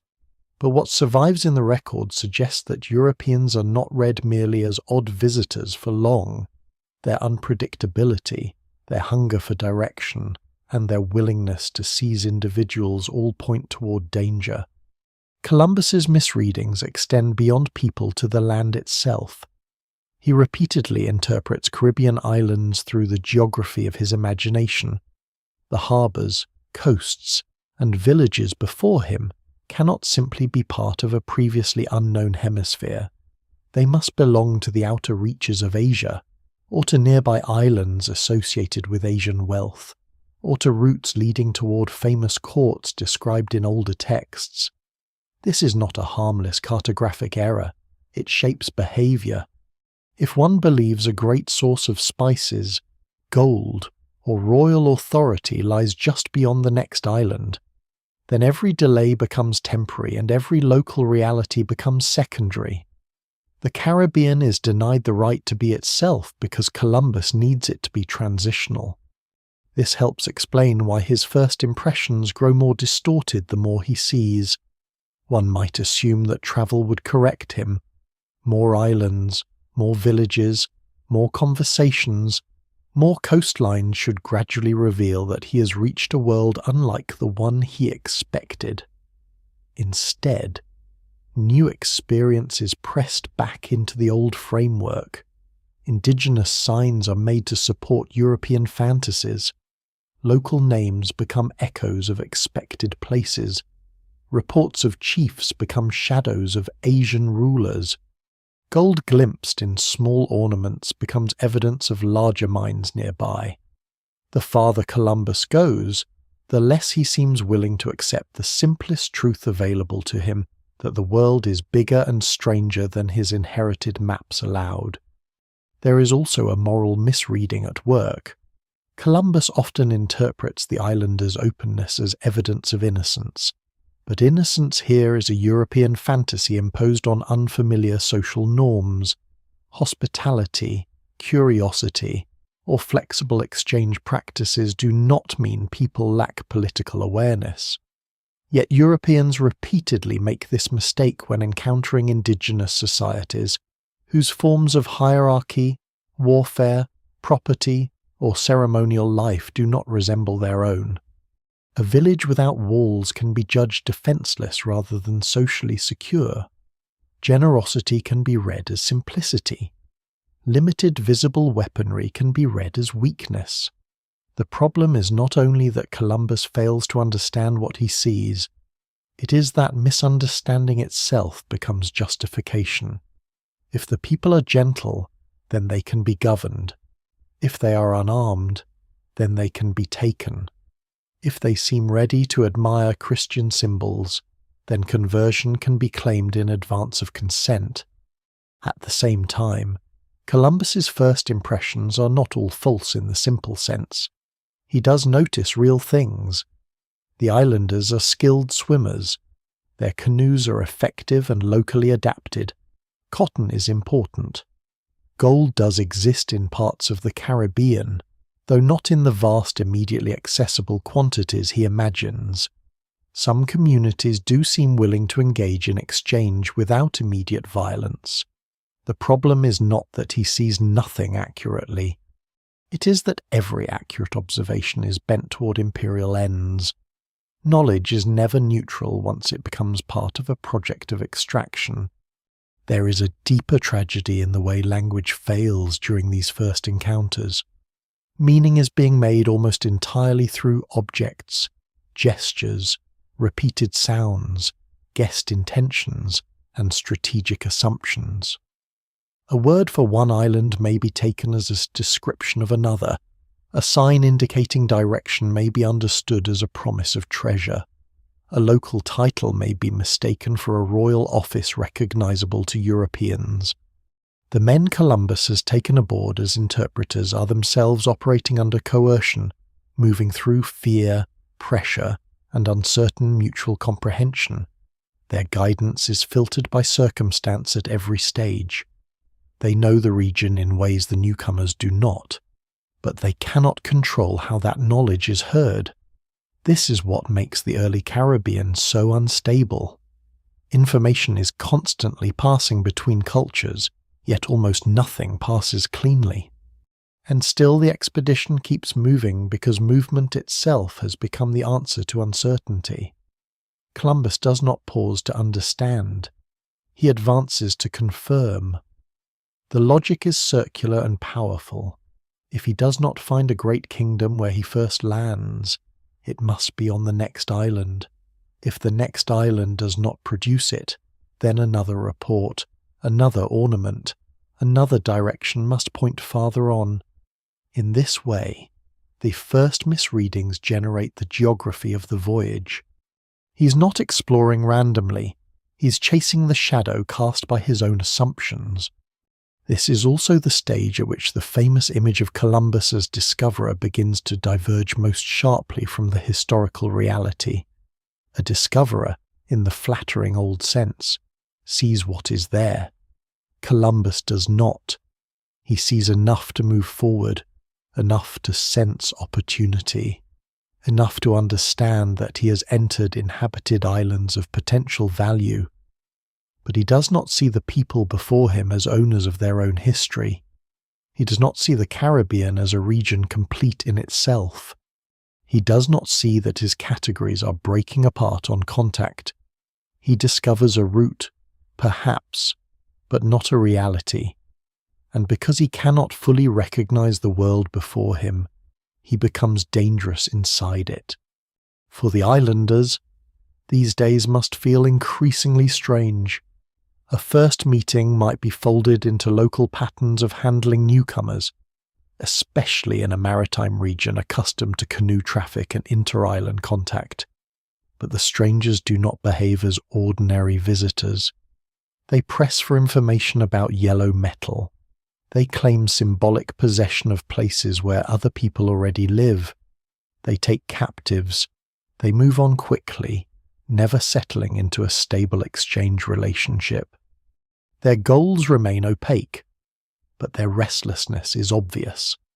This combination of uncertainty and pressure is often how conquest first appears, not as immediate domination everywhere, but as a series of unnerving encounters in which one side cannot yet see the full machinery behind the other.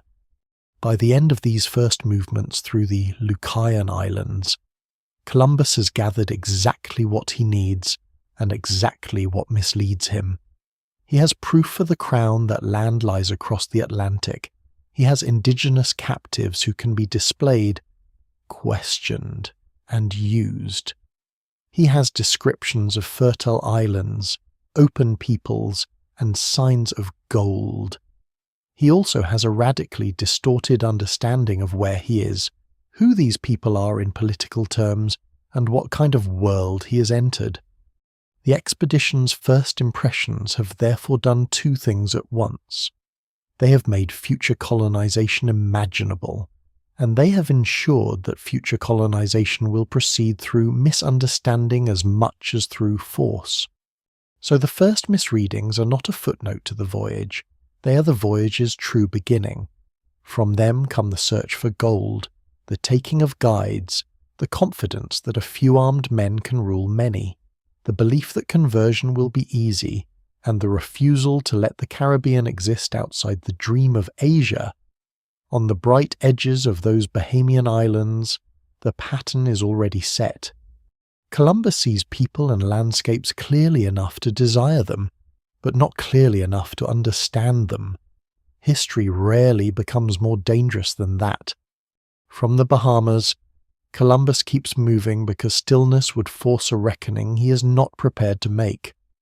The islands he has seen are real enough, inhabited enough, and promising enough to prove that the crossing has succeeded. But they are not the places he set out to find, at least not in the form he expected. There is no glittering port of Asian commerce waiting at the first landfall. There is no court, no great market, no obvious concentration of wealth that can be neatly packaged for the Spanish crown. So the expedition turns onward, drawn by reports, guesses, and the increasingly desperate habit of treating each new horizon as the threshold of confirmation. This is how Columbus reaches Cuba and Hispaniola, not through a clear understanding of Caribbean geography, but through the momentum of expectation. He is searching for Asia inside a world that keeps refusing to behave like Asia. The movement from island to island is not random, though it is shaped by misinterpretation at every step. Columbus follows signs of gold, follows directions offered by indigenous people whose meanings are only partly understood, and follows his own conviction that larger, richer, and more politically significant lands must lie nearby. The captives he has taken become indispensable here. They are expected to point the way, to answer questions, to decode local references, and to help transform a region of human complexity into a route. Yet they themselves are caught inside a broken chain of communication. They know the islands in ways the Europeans do not, but they cannot ensure that local names, relationships, or destinations will be understood as intended. A direction toward one community may become, in Columbus's mind, evidence of another. A mention of wealth or trade may swell into a promise of royal cities. What survives in the record suggests constant translation under pressure, with the meaning of entire coastlines hanging on gestures and partial comprehension. When Columbus reaches Cuba in late October 1492, he believes with remarkable confidence that he may be approaching the mainland of Asia, perhaps even regions connected to Cathay, the old European name for northern China. The scale of Cuba, its long coasts, its fertile appearance, and the reports he receives all help sustain the illusion. This is one of the most important turning points in the early voyage, because Cuba offers Columbus a landscape large enough to carry his fantasies more convincingly than the smaller islands of the Bahamas. Here at last, he thinks, might be the threshold of the great continental world described in travel literature. Yet the coast he is sailing is not the outer margin of Asia. It is the northern edge of one of the largest islands in the Caribbean, part of a region with its own societies, ecologies, and political arrangements entirely unknown to Europe. The Cuba he encounters is green, humid, river-cut, and richly inhabited in ways not always visible from a European ship. Villages appear, canoes move through coastal waters. Tobacco is used in forms that strike the newcomers as unusual. Cotton and cultivated fields signal settled life. Columbus sees enough to understand that these are not empty coasts, but he continues to search for signs that fit his existing map of the world. He sends men inland at one point, hoping to find larger settlements or perhaps the court of a great ruler. Instead, they encounter communities whose rhythms, material culture, and landscape management do not match anything the expedition has imagined. They find houses, food, cultivated land, and people curious about the visitors, but nothing like the imperial splendor Columbus hopes to report. This should have been an opportunity to revise his assumptions. It becomes, instead, another stage in the effort to preserve them. There is a revealing absurdity in how far this persistence goes. At one point, Columbus becomes so committed to the idea that Cuba is part of the Asian mainland that later, during subsequent voyages, he pressures members of his crew to swear that it is not an island. The detail belongs to a slightly later phase, but it captures a trait already visible in 1492. He does not merely misunderstand geography. He defends the misunderstanding as though reality itself should yield to his authority. This matters because it shows how the voyage is not corrected by experience in the normal empirical way. Observation is subordinated to the narrative Columbus needs to maintain. The land must be Asia, or at least the approach to Asia, because too much depends on that being true. And yet even as he misreads the larger geography, he is learning things of enormous consequence. He is learning that the Caribbean contains fertile lands capable of supporting settlement and extraction. He is learning that indigenous communities can be approached, pressured, and partially manipulated through a mix of gifts, intimidation, and seizure. He is learning that reports of gold, however uncertain, can keep both the expedition and the crown interested. He is learning that European maritime technology gives his tiny force extraordinary mobility among islands whose inhabitants do not possess ships of comparable scale or weaponry of comparable penetration. In that sense, Columbus is failing at his stated search while succeeding at something historically more consequential. He's not finding Asia. He's locating the first practical footholds of empire. The expedition then moves on toward Hispaniola, and here the story deepens. If Cuba feeds Columbus's geographical illusions, Hispaniola sharpens his sense of opportunity. The island is vast, mountainous in places, fertile, and politically more complex than the outsiders can easily grasp. It is home to Taino-speaking societies organized through local and regional authority structures that Europeans will only partly understand and quickly distort. Later Spanish accounts refer to major cacicazgos, or chiefly polities, though the exact structure and balance of power among them remain debated because colonial description often compresses fluid realities into categories more legible to conquest. Even so, what survives in the record suggests that Hispaniola is not a loose scatter of villages without political shape. It contains social worlds capable of diplomacy, alliance, hierarchy, redistribution, and regional influence. On Hispaniola, Columbus begins encountering leaders whose status is more visible to him than what he first sees in the Bahamas. This does not mean he understands them correctly, but it does mean his attention shifts. A man such as Guacanagari, the cacique with whom Columbus later develops a tentative relationship in the northern part of the island, enters the record because Europeans can finally anchor their expectations to recognizable figures of authority.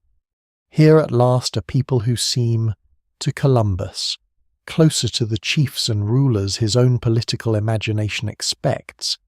Yet even this apparent improvement in understanding is misleading. European categories of kingship, sovereignty, and vassalage do not map cleanly onto Taino political life.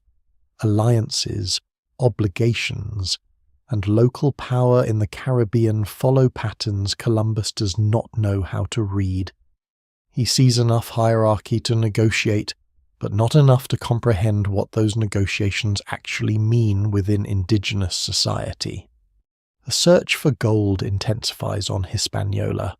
Small ornaments, local reports, and the circulation of rumor keep feeding the expedition's appetite.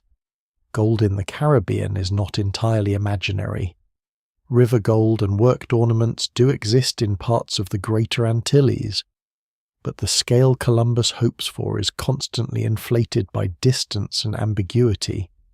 Local indications of where gold can be found are turned into visions of mines abundant enough to justify conquest. This inflation is not simply greed talking to itself. It is structurally useful. Every hint of wealth can be transformed into a promise for the crown, a reason for return, and a defense against anyone who might dismiss the voyage as impressive but commercially thin. The evidence remains incomplete on how much Columbus truly believes at each stage versus how much he is consciously amplifying for future political use. Most likely the two are intertwined. He wants gold to be near, and therefore signs of it become larger in his mind and in his writing. The human texture of these movements is easy to lose beneath the broad lines of exploration, but it matters. The Europeans are exhausted, salt-worn, and operating at the edge of their practical knowledge. The indigenous communities they meet are forced to make rapid judgments about strangers who arrive with alarming restlessness. Some interactions remain peaceful, even hospitable. Food is exchanged. Information is offered or at least attempted. There are moments of ceremony, curiosity, and mutual watching. But these encounters unfold under the growing shadow of asymmetry. Columbus and his men are armed. They ask persistent questions about gold. They seize guides. They claim land in the name of distant monarchs no one here has heard of. Even when violence is not immediately dominant, the relationship is already bent away from reciprocity. One of the most striking and often overlooked details from this phase of the voyage is how quickly the Europeans begin to treat local people as instruments of their own search. Captives are not only guides but proof. Leaders are not only interlocutors but possible conduits to treasure. Villages are not only places but information points. Entire islands are mentally sorted by their utility to the expedition's aims. This instrumental gaze is the true map Columbus carries. The physical chart may be wrong, but the colonial logic is already precise. At the same time, nature itself is being reinterpreted through desire. Rivers, valleys, wooded hills, and sheltered harbours are not merely admired for beauty. They are evaluated for anchorage, settlement, cultivation, and extraction. Hispaniola, in particular, begins to appear as a place with long-term potential. This is a decisive shift. The earliest days in the Bahamas still carry the feel of fleeting contact in a chain of islands being hurriedly scanned for clues. By the time Columbus moves through Cuba and Hispaniola, the expedition is not simply passing through, it is beginning to imagine where it might stay. This is why the search matters even when it fails on its own terms. Columbus never finds the Asian courts he seeks. He does not arrive at the Great Khan's dominions. He does not open a direct spice route.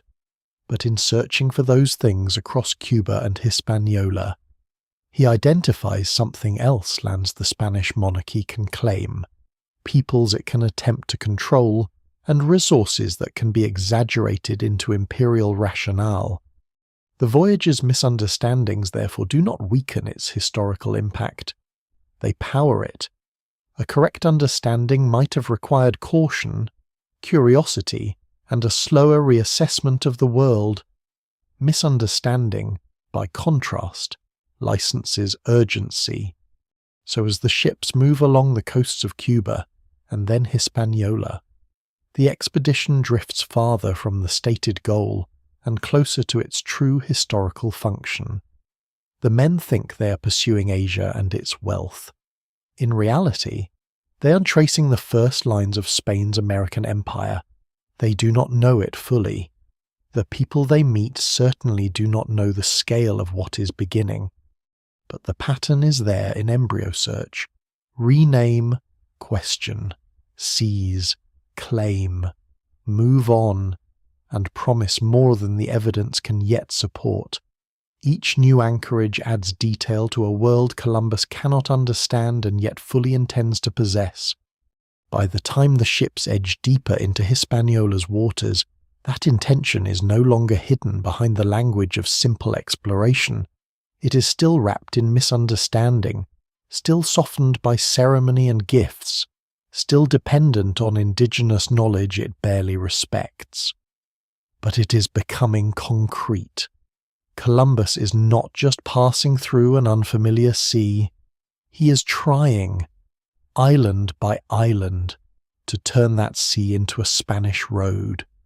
And it is on Hispaniola, amid all the searching and misreading, that the voyage will soon suffer the accident that makes the transition from exploration to occupation impossible to avoid. The turning point comes at night, quietly, almost stupidly, which is often how history changes its shape. There is no grand battle, no thunderous decision made under banners, no unmistakable line crossed in the minds of those involved. Instead, on the night of December 24th into December 25th, 1492, off the northern coast of Hispaniola, the Santa Maria runs aground. Columbus's flagship, the largest vessel of the expedition and the symbolic centre of the voyage, is lost not to storm or enemy attack, but to drift, fatigue, and failed attention.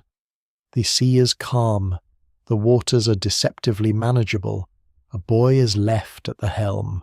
Columbus, by later accounts, has gone to rest.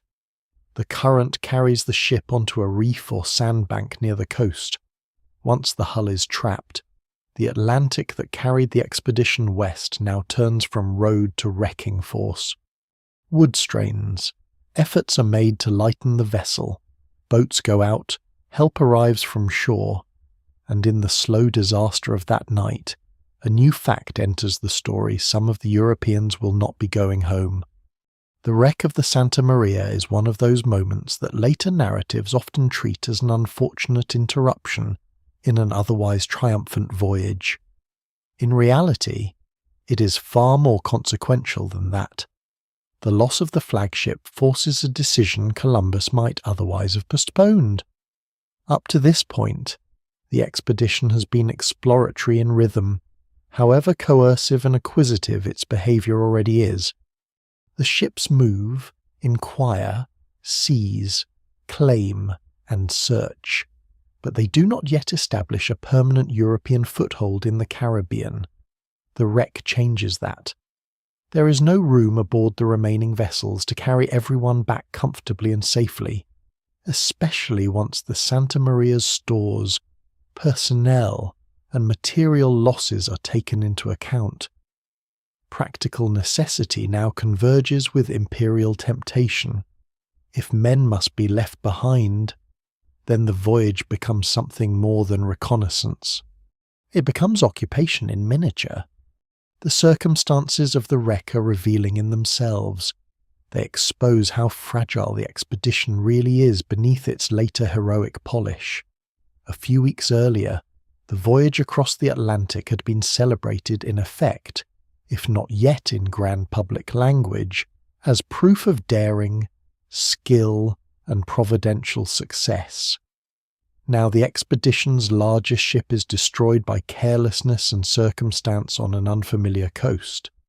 Columbus's own account shifts blame carefully, emphasizing the helmsman's inexperience and the sequence of events in ways that preserve his authority. This is unsurprising. He is always writing toward judgment, always shaping events for readers who matter. But what survives in the record suggests that the grounding is a deeply human failure, born of overconfidence and fatigue rather than dramatic external force. This matters because it strips away myth. The men at the edge of empire are not marching under perfect command. They're improvising amid error. What follows that night is equally important. Local Taino under the authority of Guacanagari reportedly assist in salvaging goods from the wreck. This is one of the strangest and most tragic details in the whole first voyage. The people on the shore, who have every reason to view the strangers with caution, help save their possessions. Later Spanish accounts portray Guacanagari as generous, perhaps eager to ally with Columbus against local rivals, though such portrayals are always filtered through colonial needs and later political storytelling. Scholars still debate the precise nature of these relationships and how much the Europeans understood about inter-chiefly rivalries on Hispaniola. The evidence remains incomplete, and no single explanation fully accounts for Guacanagari's motives. He may have seen tactical value in managing relations with these armed newcomers. He may have responded according to local norms of hospitality or diplomacy. He may have hoped to direct them usefully within existing regional tensions. Whatever the mix of motives, what survives in the record suggests that the first permanent European foothold in the Americas is made possible not by immediate total domination, but by a local indigenous relationship that Europeans will quickly misunderstand and exploit. The wreck itself becomes raw material. Timber, supplies, and hardware from the Santa Maria are salvaged and reused to construct a small fort or settlement, which Columbus names La Navidad, because the ship is lost on Christmas Day. The name is pious and neat, as so many colonial names are. It wraps contingency in sacred significance. But the place is not born of divine order. It is born of accident, salvage, and a rapidly improvised calculation about how to hold ground in a world still barely understood. La Navidad is usually remembered as the first Spanish settlement in the Americas, though calling it a settlement can make it sound more stable than it is. It is really an experiment in presence, a fragile outpost made from shipwreck and ambition. The decision to leave men behind is often explained as necessity, and necessity is certainly part of it. Columbus cannot carry the full company back on the Niña alone, especially after the Pinta has been separated for periods of the voyage and trust among commanders has frayed. But necessity alone does not explain his willingness to turn loss into opportunity. By late 1492, he has already seen enough of Hispaniola to imagine future extraction. He believes gold is available inland or in nearby regions. He believes the people can be influenced, controlled, and converted. He sees harbours, fertile land, and possible alliances. Leaving a garrison behind therefore serves two purposes at once. It solves an immediate logistical problem and creates a forward post for future Spanish return. This is how empire often begins in practice, not with a master plan unfolding smoothly, but with an improvised decision that locks later action into place. The men left at La Navidad number around 39, according to the usual count preserved in the sources, though exact details can vary across accounts. They are not all the same kind of men, and that matters. Some are sailors, some are ambitious, some are likely relieved or eager at the prospect of remaining in a place Columbus depicts as rich and accommodating. The island seems full of food, people, and promise. Gold is said to be near. Local women, from the European point of view, are sexualized almost immediately in the colonial imagination. The combination is combustible. A small armed group of Europeans, stranded but also empowered, is being left in a densely inhabited indigenous world with poor understanding of local politics, strong expectations of profit, and every reason to overestimate its own safety. The decision is not merely risky, it is structurally reckless. Columbus presents the arrangement with optimism. Guacanagari appears friendly. The region seems productive. The fort will hold stores and maintain Spain's claim. The men will gather information, seek gold, and prepare for the next expedition. Everything in his framing depends on the assumption that local hospitality can be translated into durable dependence, and that a tiny foreign outpost can survive by prestige, weapons, and alliance without triggering consequences it cannot manage. This is one of the classic errors of early colonial ventures. Europeans often mistake initial indigenous restraint or diplomacy for durable submission. They fail to grasp how narrow their own margin of survival really is when cut off from reinforcement. There is another problem embedded in La Navidad from the beginning. Columbus is leaving behind not a balanced community, but an unstable male garrison shaped by scarcity, hierarchy, and expectation. These men are not farmers arriving with families to slowly negotiate coexistence. They are armed representatives of an expedition already marked by captive-taking, obsessive questioning about gold, and a growing habit of entitlement. What survives in the record from later events strongly suggests that relations between the garrison and local communities deteriorate badly after Columbus departs, likely through sexual coercion, competition over resources, internal disobedience, and violent overreach. We will come to that later more fully, but the seeds are planted here, in the decision itself. La Navidad is not doomed because of some timeless hostility between worlds. It is endangered because it's founded on misunderstanding, imbalance, and appetite. The symbolism of the wreck should not be missed either. Columbus's first voyage reaches the Americas seeking Asian riches and direct royal glory. But the first durable European structure in the Caribbean is built from a broken ship. That is oddly fitting. The future that begins here is not clean. It is improvised out of damage. The materials of exploration become the materials of occupation. Wood that once crossed the ocean now forms walls on another shore. The voyage literally turns into a fort. There are few clearer images of how contact hardens into colonial presence.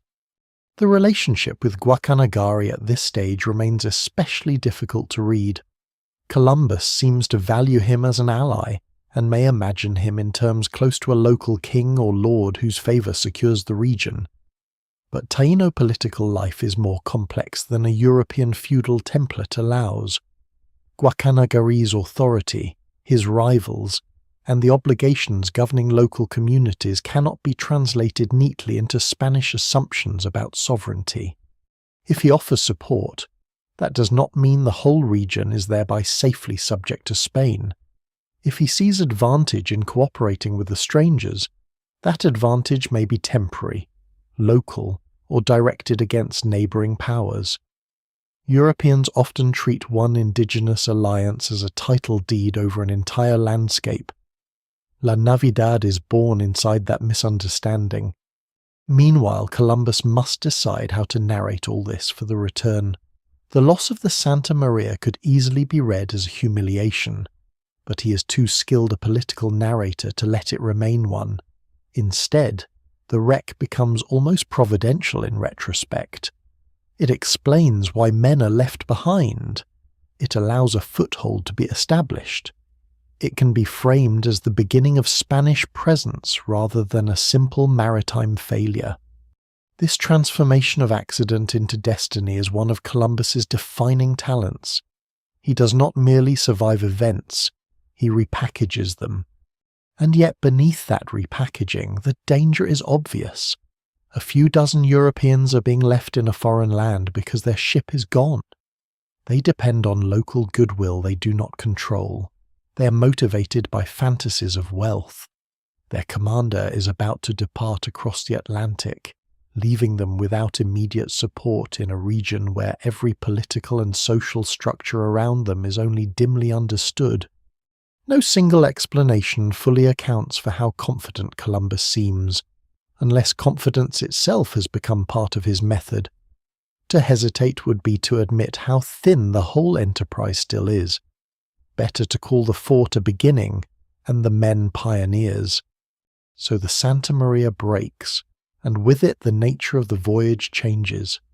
Until that night, Columbus can still imagine himself chiefly as the admiral who crossed the ocean sea and found islands on the edge of Asia. After that night, he becomes something more historically decisive and more dangerous, the founder of a European foothold in the Caribbean. La Navidad may be small, improvised, and short-lived, but it represents a threshold. Europeans are no longer merely arriving and departing. They are staying. The calm waters off northern Hispaniola therefore mark one of the quietest revolutions in the story. A ship drifts, a reef catches, cargo is hauled ashore, timber is repurposed, a fort rises from wreckage, men are assigned to remain, local allies are named. Future wealth is imagined, and in that chain of practical decisions, the Atlantic crossing of 1492 ceases to be just a voyage and becomes the opening move of colonization. The beach is no longer only a place of encounter. It is becoming a frontier of possession. When Columbus turns back towards Spain, he is no longer carrying only news of land. He is carrying a story, and in some ways the story matters as much as the voyage itself. The first crossing has been dangerous, improvised, and full of misreading. The riches he hoped to find are not yet in hand in the form he imagined. Asia has not appeared. The great Khan has not been met. The spice markets of European fantasy remain beyond reach because they were never there to begin with. Yet none of this means failure, at least not in the way Columbus intends to present the voyage. He has crossed the Atlantic and returned with proof that islands exist to the west, that their inhabitants can be described, taken, baptized in theory, and used as evidence, and that there are signs, always signs of gold. Most importantly, he has created expectation. That is what his report to the Crown must now secure. Not merely approval for what has happened, but investment in what he promises will follow. The return itself is not simple. The Atlantic has to be crossed again in the opposite direction, and this is no minor afterthought. One of the great hidden achievements of the first voyage is not just making landfall, but demonstrating that the ocean can be traversed both ways. Columbus sails eastward on the Niña after leaving Hispaniola in January 1493, with the Pinta eventually reappearing after periods of separation. Storms trouble the return passage. The ships are battered. At moments, Columbus fears the expedition may still be lost, and that news of the western lands may sink with him into the sea. There is a famous episode in which he reportedly writes an account of the discoveries, seals it in a cask, and casts it overboard in hope that the message might survive if the ship does not. Whether every detail of that anecdote is exactly as later told, it captures something true about his state of mind. The voyage is no longer just survival. It is transmission. The discovery must be made legible to power. This is where Columbus's abilities as a self-narrator become decisive. He has always understood that navigation alone does not make history. Courts do, archives do, letters do, titles, petitions, and reports do. A shoreline seen by a few dozen sailors changes little unless it can be converted into something the Crown can recognize as value. So the return report must do many jobs at once. It must reassure Ferdinand and Isabella that their backing has produced results. It must frame those results in terms of wealth, sovereignty, and Christian opportunity. It must explain away disappointments and present ambiguities as temporary. It must describe the islands as desirable enough to justify immediate follow-up. And it must strengthen Columbus's own claim to the privileges promised him before departure.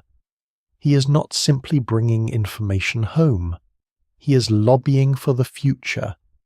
The famous letter announcing the discoveries, printed and circulated in Europe soon afterward, offers a clear example of how carefully the story is shaped. Columbus describes islands of beauty, fertility, and abundance. He emphasizes their accessibility, the apparent openness of their inhabitants, and the possibility of conversion. He mentions gold repeatedly, not because he has found inexhaustible stores ready for shipment, but because the mere suggestion of it is politically potent. He portrays the lands as available and the people as governable. He writes of harbours, rivers, trees, cotton, and productive potential. The tone is not one of uncertainty. It is one of promise. This matters because the actual evidence he possesses is still thin in crucial ways. He has seen small amounts of gold. He has not found the great Asian markets he intended. He has left a tiny, vulnerable outpost behind on Hispaniola under circumstances far less secure than his confidence implies. But in the letter, these limitations recede behind an atmosphere of opening wealth and manageable conquest. This is how empire gets sold. Not usually by saying, with perfect honesty, that the situation is precarious and the geography misunderstood, but by turning fragments into a future. Gold ornaments become mines. Friendly encounters become signs of easy rule. Local complexity becomes simplicity. Island fertility becomes a ready-made colonial asset. A small fort built from shipwrecked timber becomes the first node of durable possession. The people encountered become in effect, a labour force and a missionary field waiting to be organised. Scholars still debate exactly how much Columbus believes his own amplifications, and how much he is consciously tailoring them for effect. The evidence remains incomplete because sincerity and strategy are not easily separable in his writing. But what survives in the record suggests that he is doing both at once. He convinces others because he has already convinced himself that promise is a kind of reality. There is another audience in the report beyond the monarchs. Columbus is also writing against rivals and against doubt. The Portuguese court has refused him. Other navigators may challenge his claims. Courtiers in Castile may question the practical value of the discoveries. Skeptics might point out that he has not returned with caravans of spices, embassies from Asian rulers, or treasure sufficient to settle the matter. So his account must create momentum before criticism can thicken. It must establish that the voyage is not a speculative oddity, but the beginning of a world-changing enterprise. The letter's speed of dissemination across Europe helps achieve exactly that. Printed summaries and translations spread the news rapidly. Almost at once, the Western voyage becomes public fact, political opportunity, and international provocation. That international dimension matters enormously. A successful transatlantic crossing is not just a Spanish triumph. It is a geopolitical problem for every power with maritime ambitions, especially Portugal. The crowns of Iberia are already competing over Atlantic spheres of influence, and Columbus's report makes immediate diplomatic consequences unavoidable. Negotiations will soon follow, and papal intervention will help shape the division of overseas claims that culminates in the Treaty of Tordesillas in 1494. That treaty belongs to a slightly later moment, but its logic begins here, in the report home. The lands Columbus has encountered are being converted into objects of legal and dynastic partition before Europeans even understand what those lands are. This is one of the most extraordinary features of the whole episode. Half-known islands inhabited by millions of people across an unknown hemisphere are being discussed in Europe as divisible property. The legal imagination of the empire outruns geography almost from the start. Columbus also returns with people. Indigenous captives taken during the voyage are brought back across the Atlantic, displayed as part of the proof of success. Their presence is deeply symbolic. They are evidence that lands and peoples exist beyond the ocean, but also evidence of the kind of relationship Columbus already imagines between Spain and the Caribbean. Human beings are not just encountered. They are transported, exhibited, and inserted into royal understanding as part of the new enterprise. This is one of the grimmest truths of the return story. The report is not only verbal, it is embodied in captives whose forced movement across the Atlantic foreshadows far larger systems of coercion to come. His arrival in Iberia after the voyage is dramatic enough even without later embellishment. He lands first in the Azores during storm troubles, then reaches Lisbon before returning to Spain. The stop in Portugal has diplomatic significance, because it places the news before a rival court almost immediately. Whether by chance or necessity, Columbus now becomes the bearer of information that can no longer be contained within Castile alone.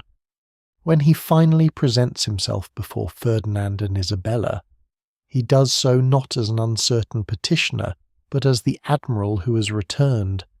That shift in status is one of the most important consequences of the first voyage. Before 1492, Columbus needs royal favour. After the return, he possesses leverage built from accomplished risk. And yet the report he delivers is shot through with distortions. He still believes he has reached the Indies, or at least islands adjacent to Asia. He still interprets Cuba and Hispaniola through old frameworks. He still overstates the immediacy of wealth. He still presents indigenous communities as simpler, more compliant, and more available than reality warrants. These misreadings are not corrected before the second voyage. They are institutionalized through the very success of the first report. This is a pivotal point. One might imagine that careful review at court would separate what is known from what is merely hoped. Instead, the promises are attractive enough to become policy. Misunderstanding now acquires ships, men, and royal sanction. The language of conversion is especially useful in this process. Columbus emphasizes that the islanders seem open to Christianity and likely to receive the faith readily. To the Catholic monarchs, this is not ornamental rhetoric. It matters politically and spiritually. The same rulers who have just completed the conquest of Granada and pursued religious consolidation at home can now imagine expansion overseas as another field of Christian extension. The people of the Caribbean are thereby made to serve two linked narratives at once. They are potential subjects and potential souls. That dual framing is powerful because it clothes conquest in moral legitimacy. If the islands are rich, they are worth taking. If their people can be converted, taking them can be cast as benevolence. The report's omissions are just as important as its claims. La Navidad is described with confidence that far exceeds what the situation warrants. The vulnerability of the men left there is downplayed. The complexity of indigenous politics is barely understood, let alone conveyed accurately. The moral danger posed by leaving a restless armed garrison in a densely inhabited society is not foregrounded, nor could it be, not if Columbus wants rapid support for return. The report must not sound like an uncertain gamble extended into an unstable frontier. It must sound like the beginning of success. One lesser known but revealing feature of this moment is how quickly public imagination in Europe begins filling the gaps. The Western lands are absorbed into older traditions of marvel, abundance, and distant possibility. Columbus's descriptions are read not only as practical intelligence, but as invitations to dream. This matters because once the discoveries enter print, they cease to belong entirely to the discipline of navigation or the caution of court review. They become part of a broader European conversation about wealth, geography, faith, and empire. Expectation grows faster than evidence. What actually returns to Spain, then, is not a solved puzzle. It is a narrative engineered to turn uncertainty into momentum. Columbus has not discovered what he thinks he has discovered. He has not secured what he implies he has secured. But he has done something perhaps even more consequential. He has made another voyage unavoidable. The crown now has too much reason to go back. There may be gold. There are certainly lands. There are people who can be claimed as future converts and subjects. There is a fort already left behind. There is honour at stake, rivalry with Portugal, and the intoxicating possibility that the Western Ocean is the doorway to something vast. That is why the report home matters so much. It transforms an expedition into a programme. It converts a hazardous crossing into a royal project. It teaches the Spanish monarchy how to imagine the Caribbean fertile, claimable, convertible, and promising. It also teaches Europe, almost at once, to think of the lands beyond the Atlantic not as homes already full of history, but as openings. That act of imagination is one of the decisive events of 1493. By the time Columbus finishes telling his story, the first voyage is already being rewritten as prologue. So the man who left Spain asking for ships returns with something larger than proof of landfall. He returns with a script for empire. It is incomplete, exaggerated, and built on fundamental error, but it is convincing enough to move crowns and printers and diplomats. The beaches of the Bahamas, the coasts of Cuba, the villages of Hispaniola, the wreck of the Santa Maria, the tiny fort of La Navidad. the captives taken aboard, these are all gathered into a single persuasive account. And once that account enters the bloodstream of power, the Atlantic will not close again. For generations, the story of 1492 is told almost entirely from the deck of the ships. The shoreline is seen through European eyes. The islands are named by newcomers. The people on the beach enter the record only as they are observed, described, measured, or used. This is one of the deepest distortions in the whole history. What actually happened when Columbus reached the Americas cannot be understood if the indigenous side of the encounter is left as scenery.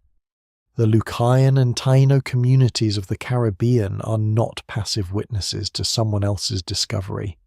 They are the ones whose homes are entered, whose people are questioned and seized, whose leaders are assessed, whose worlds are suddenly forced to absorb armed strangers with impossible technology, erratic behavior, and opaque intentions. If the first voyage is viewed from their side, even imperfectly, it changes tone at once. The bright beaches become places of uncertainty. The gifts become tests. The strangers become a problem. That problem does not arrive all at once in a fully legible form. At first, the ships themselves are the most overwhelming fact. Great wooden structures appear offshore carrying cloth-like wings, hulls larger than local canoes, and men dressed in unfamiliar materials, some of them shining with metal. They move differently, smell different, speak in sounds without recognizable meaning, and carry objects that cut more deeply than stone or wood. Everything about them suggests distance. Yet distance alone does not explain them. Caribbean peoples are used to movement across water. They know strangers, visitors, traders, rivals, and outsiders.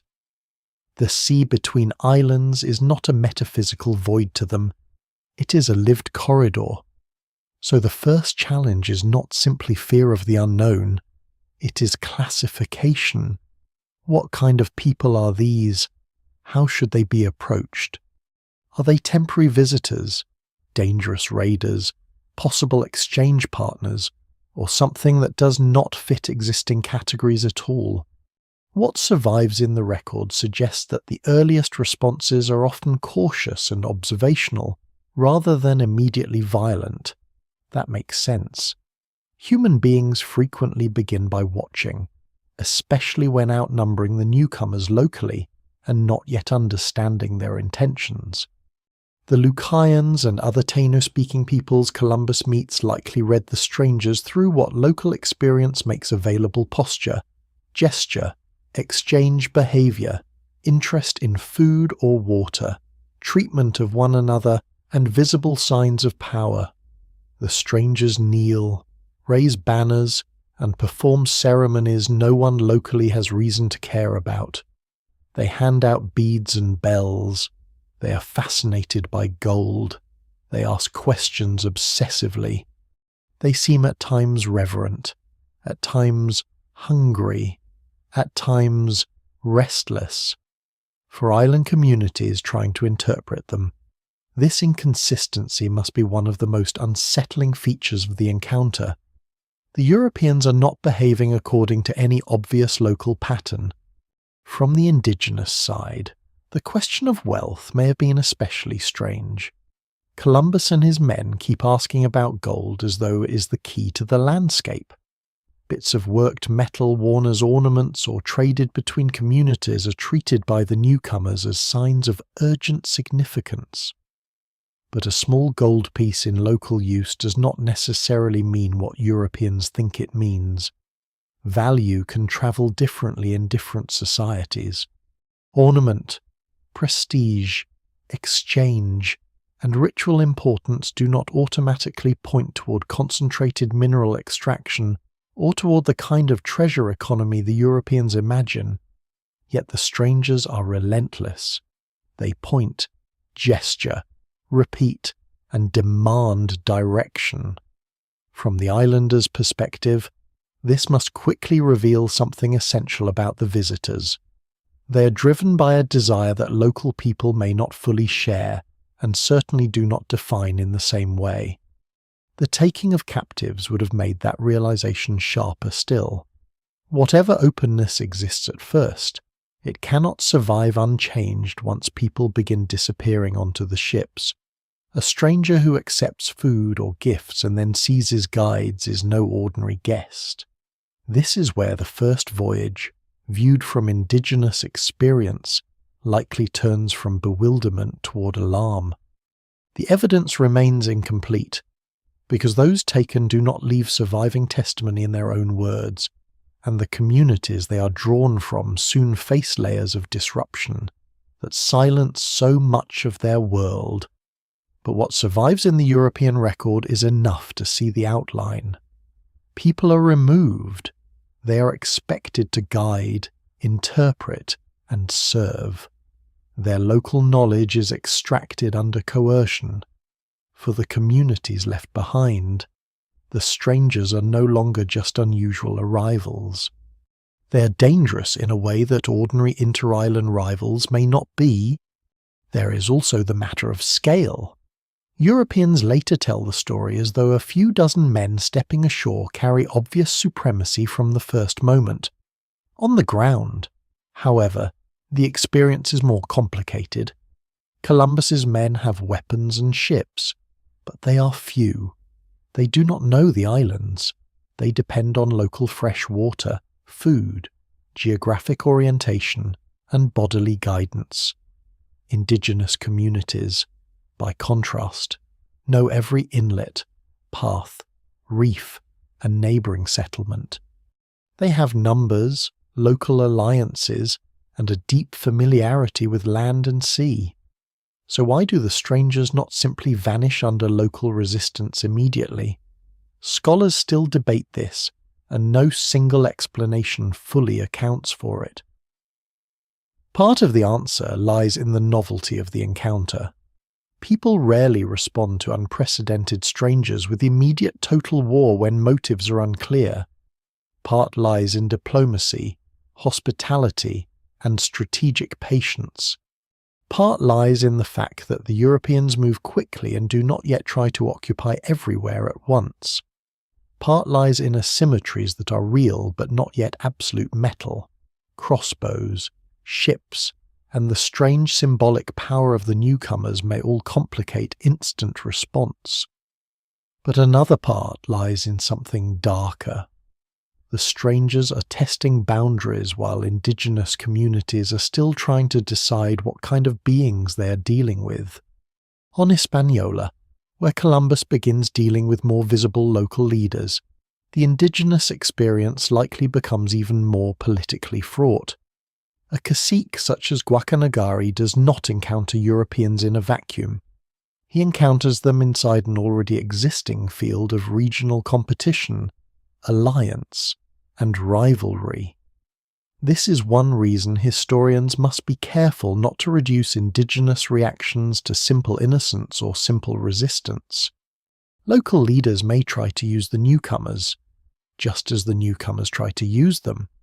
Hospitality can be tactical, assistance can be conditional.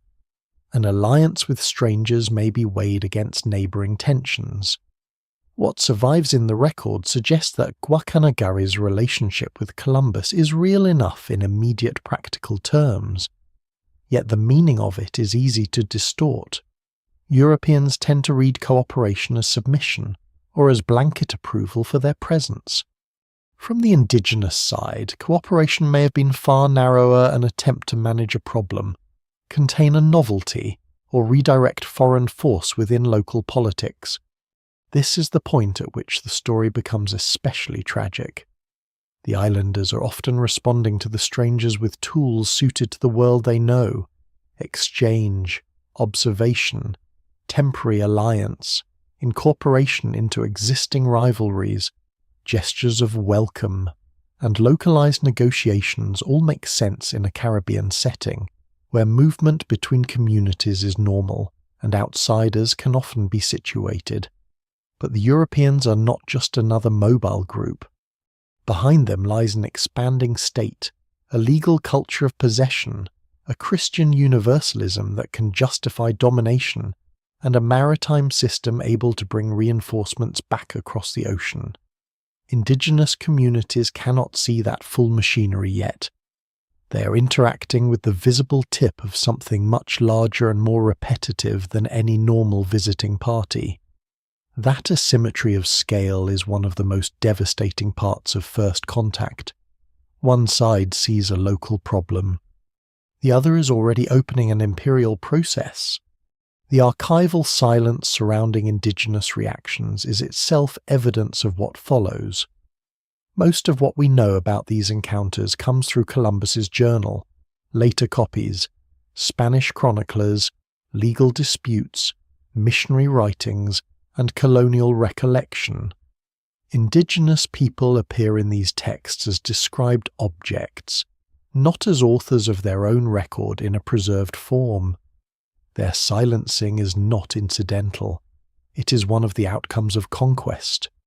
Entire communities in the Bahamas will be depopulated with horrifying speed in the years after contact through slave raiding, forced removal, disease, and colonial exploitation. The Lucayan voice does not simply fade because history is careless. It is erased by the very process the European narratives celebrate. Still, traces survive. The speed with which guides are taken suggests that local knowledge is recognized as essential. The willingness of some leaders to engage diplomatically suggests political intelligence, not naivety. The collapse of La Navidad, which later becomes apparent, strongly suggests that Indigenous communities are neither helpless nor indefinitely patient when a foreign garrison behaves abusively. The survival of reports about rival caciques and regional tensions suggests that local society remains active, strategic, and internally dynamic despite European intrusion. What survives in the record, fragmentary though it is, points toward Indigenous actors making choices under conditions of rapidly increasing danger, not standing still while history happens to them. One of the most unsettling details from the Indigenous perspective may be the Europeans' relationship to land itself. The newcomers act as though ceremonies of possession, banners, and declarations have real power over places where local people already live, farm, fish, and bury their dead. To the islanders watching, this must be baffling. The strangers do not ask permission in any meaningful local sense. They announce ownership through symbols that only they recognize, then move on as though the declaration has altered reality. This is conquest at its most abstract in the early stage, the belief that naming, writing, and ceremony can supersede lived belonging. Indigenous communities do not vanish because of these acts, but the newcomers behave as though they have. The sexual dimension of first contact also cannot be ignored, though the sources are often filtered and disturbing. European descriptions quickly sexualize Indigenous women and treat access to bodies as part of what the new lands offer. This is another sign, from the Indigenous side, that the strangers are not just curious travelers. They bring forms of entitlement that reach immediately into households and social relations. Later disasters at places like La Navidad strongly suggest that European predation, including toward women, is one of the forces that turns unstable contact into open destruction. The evidence remains incomplete on the exact sequence of abuses in the earliest weeks, but the pattern of colonial behavior across the Caribbean makes the risk unmistakable from the very beginning. What the islanders experience then is not a single event called discovery. It is a series of disorienting encounters in which strange men appear, claim, ask, seize, move on, return, and begin leaving people behind. It is the intrusion of outsiders whose behavior shifts unpredictably between generosity, dependence, arrogance, and coercion. It is the start of a relationship in which local knowledge becomes a resource for foreign extraction, while local people themselves become subject to capture, misdescription, and future violence. It is also the beginning of a terrible uncertainty. The strangers can sail away, but can they come back? At first, no one locally can know. After Columbus's first voyage, the answer is yes. That yes is the most consequential part of the Indigenous experience. A single alarming visit is one thing. A visit that opens a corridor across the sea is another. The people of the Bahamas, Cuba, and Hispaniola are among the first in the Americas to encounter Europeans not as wandering anomalies, but as the beginning of repetition. Ships can return. More men can come. New demands can be made. Local diplomacy may no longer be enough to absorb the shock. From the shore, that must have felt like the world losing one of its old protections. The sea, which had once separated distant peoples, no longer does its work. So when the first voyage is told from the Indigenous side, its meaning becomes colder and clearer. Columbus does not discover a new world for people who are already living in it. He brings a new danger into their world, one that arrives clothed in ritual and curiosity, but quickly reveals its appetite for land, labour, bodies, and obedience. The islanders do not yet know the scale of what is coming, but they do not need to know the full future to recognize the beginning of trouble. They see enough already: the obsession with gold, the taking of people, the refusal to understand local reality on its own terms, the strange confidence of men who act as though naming a place gives them rights over it. On the beaches of the Caribbean, what Europe calls arrival is experienced from the other side as intrusion. The change from encounter to control is not something that happens years later, after the moral atmosphere has already been decided. It begins almost immediately, woven into the first voyage itself. Curiosity is there, yes, so is wonder, confusion, and the unstable politeness that sometimes marks first meetings between strangers. But underneath those surface gestures lies a harder pattern that becomes clearer with every island. Columbus is not simply trying to understand the people he meets. He's trying to use them. He's trying to convert local knowledge into imperial advantage, local bodies into movable assets, and local signs of wealth into promises large enough to reshape royal policy. This is why gold, captives, and control belong together so early. They are not separate chapters in the story. They are the first practical language of conquest. Gold sits at the center of that language. It is one of the main reasons the voyage is funded, one of the main reasons Columbus can keep the crown interested, and one of the main reasons every encounter is bent toward extraction. The amounts actually seen during the first voyage are small: a nose ornament here, a worked piece there, a report that some chief or distant place may possess more. Yet scarcity does not dampen desire, it intensifies it. In Columbus's mind, and in the minds of the men around him, small signs become evidence of hidden abundance. If a person wears a sliver of gold, then a larger source must exist somewhere beyond the next shore. If one island offers only hints, another must offer mines. This logic is both irrational and politically useful. It allows the expedition to keep moving, and later allows Columbus to keep promising. Gold does not need to be found in great quantity to begin ruling behavior. It only needs to be imagined convincingly enough.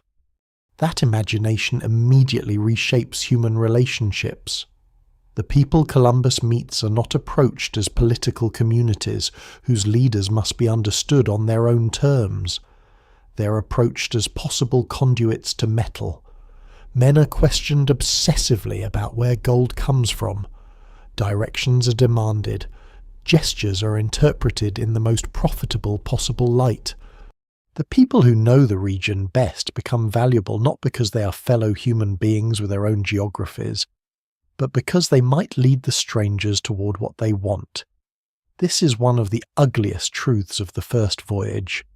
The Europeans depend on indigenous knowledge while already treating the holders of that knowledge as inferior and disposable. Captivity emerges from exactly this contradiction. Columbus seizes people not as a side effect of confusion but as a method. Some are taken to serve as interpreters, though interpretation under force is always broken. Some are taken as guides, though a guide stripped from his own landscape is no longer operating freely inside it. Some are taken as proof to display back in Europe, human evidence that lands and peoples exist across the ocean. Their removal does several things at once. It gives Columbus tools for the next stage of the voyage, it gives him bodies to present to the crown, and it establishes, almost instantly, that Europeans consider themselves entitled to command indigenous movement. This is the beginning of a pattern that will become familiar across the Americas. Local people are treated as resources before Europeans have even learned their names properly. What survives in the record suggests that this coercive turn is not hidden from the island communities involved. People see others taken away. They see armed strangers insisting on direction, pressing for valuables, and handling local inhabitants with a confidence unsupported by any local authority structure. The message is plain, even if the scale of its future consequences is not yet visible. The newcomers do not simply wish to trade, they intend to command. This is one reason the language of first contact can be misleading when it sounds too gentle. Contact is real, but so is compulsion. Gift exchange and hostage-taking can exist in the same hour. Hospitality and fear can occupy the same shoreline. The urge to control also appears in the way Columbus describes the people he meets. Again and again, he judges them according to how governable they seem. They are generous, therefore easy to win over. They lack iron, therefore easy to subdue. They appear open to Christian symbols, therefore easy to convert. He imagines that a few Spaniards could dominate many islanders. This is not merely arrogance, it is administrative thinking beginning to form. The Caribbean population is already being sorted in his mind as labor, as subjects, as possible Christians, as extensions of Spanish power. Control begins as classification. Once a people are described as simple, pliable, and useful, coercion can be framed as order rather than violence. This is also where religion enters most dangerously, because it allows domination to feel righteous. Columbus repeatedly suggests that the people he encounters could be converted without much difficulty. To later readers, this may sound almost benign compared with open declarations of enslavement or exploitation. In practice, it is part of the same structure. A people defined as ready for conversion are a people imagined as spiritually available for incorporation under Christian rule. Their existing beliefs are ignored or discounted. Their consent is assumed in advance. Their souls become another justification for possession.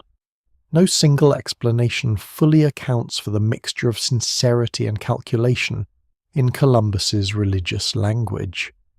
But the two impulses strengthen one another. To rule and to save can be made to sound like the same act.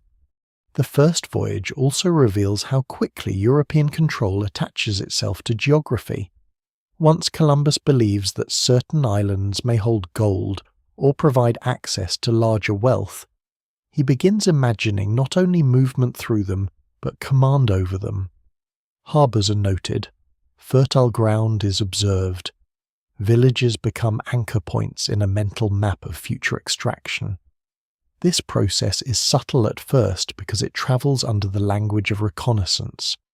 Yet by the time the expedition reaches Hispaniola, the idea of leaving men behind has become thinkable precisely because the island is no longer just a place being visited. It is becoming a place to hold. That makes La Navidad a crucial symbol of how curiosity hardens into control.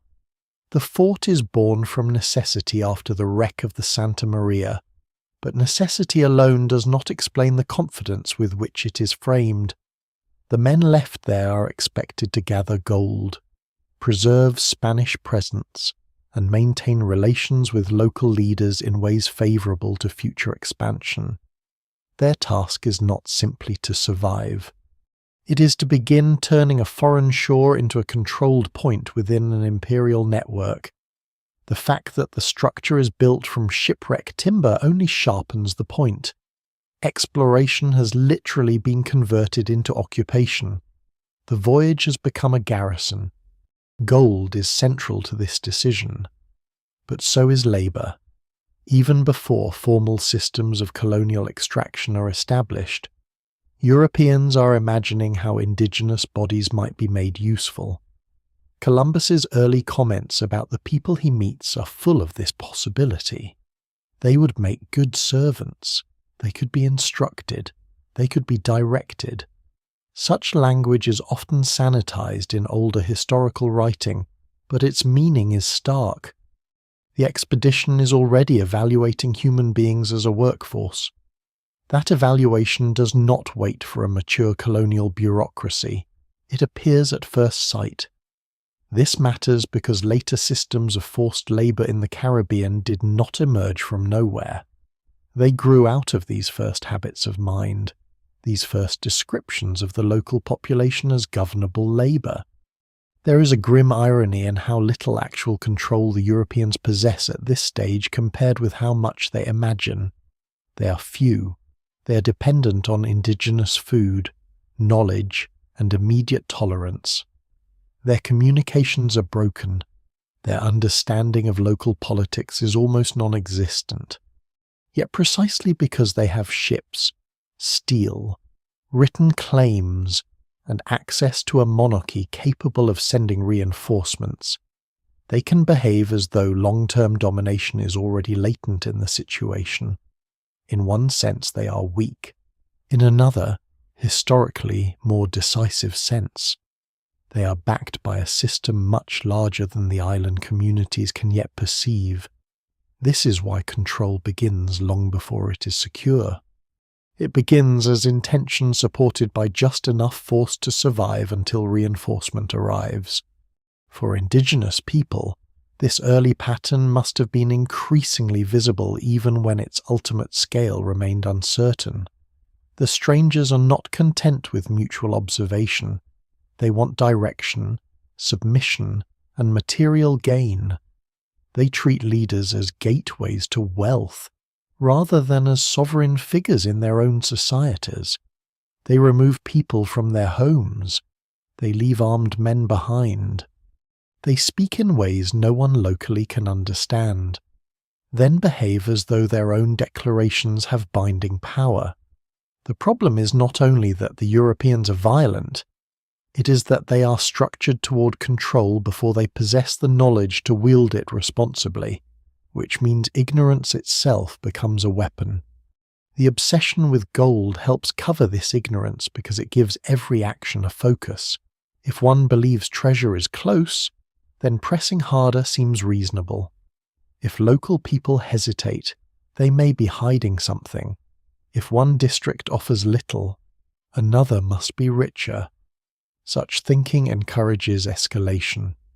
The evidence remains incomplete on how much gold actually circulates in the precise areas visited during the first voyage and how accurately local directions are understood. But what survives clearly shows that the expectation of wealth far exceeds the reality immediately available.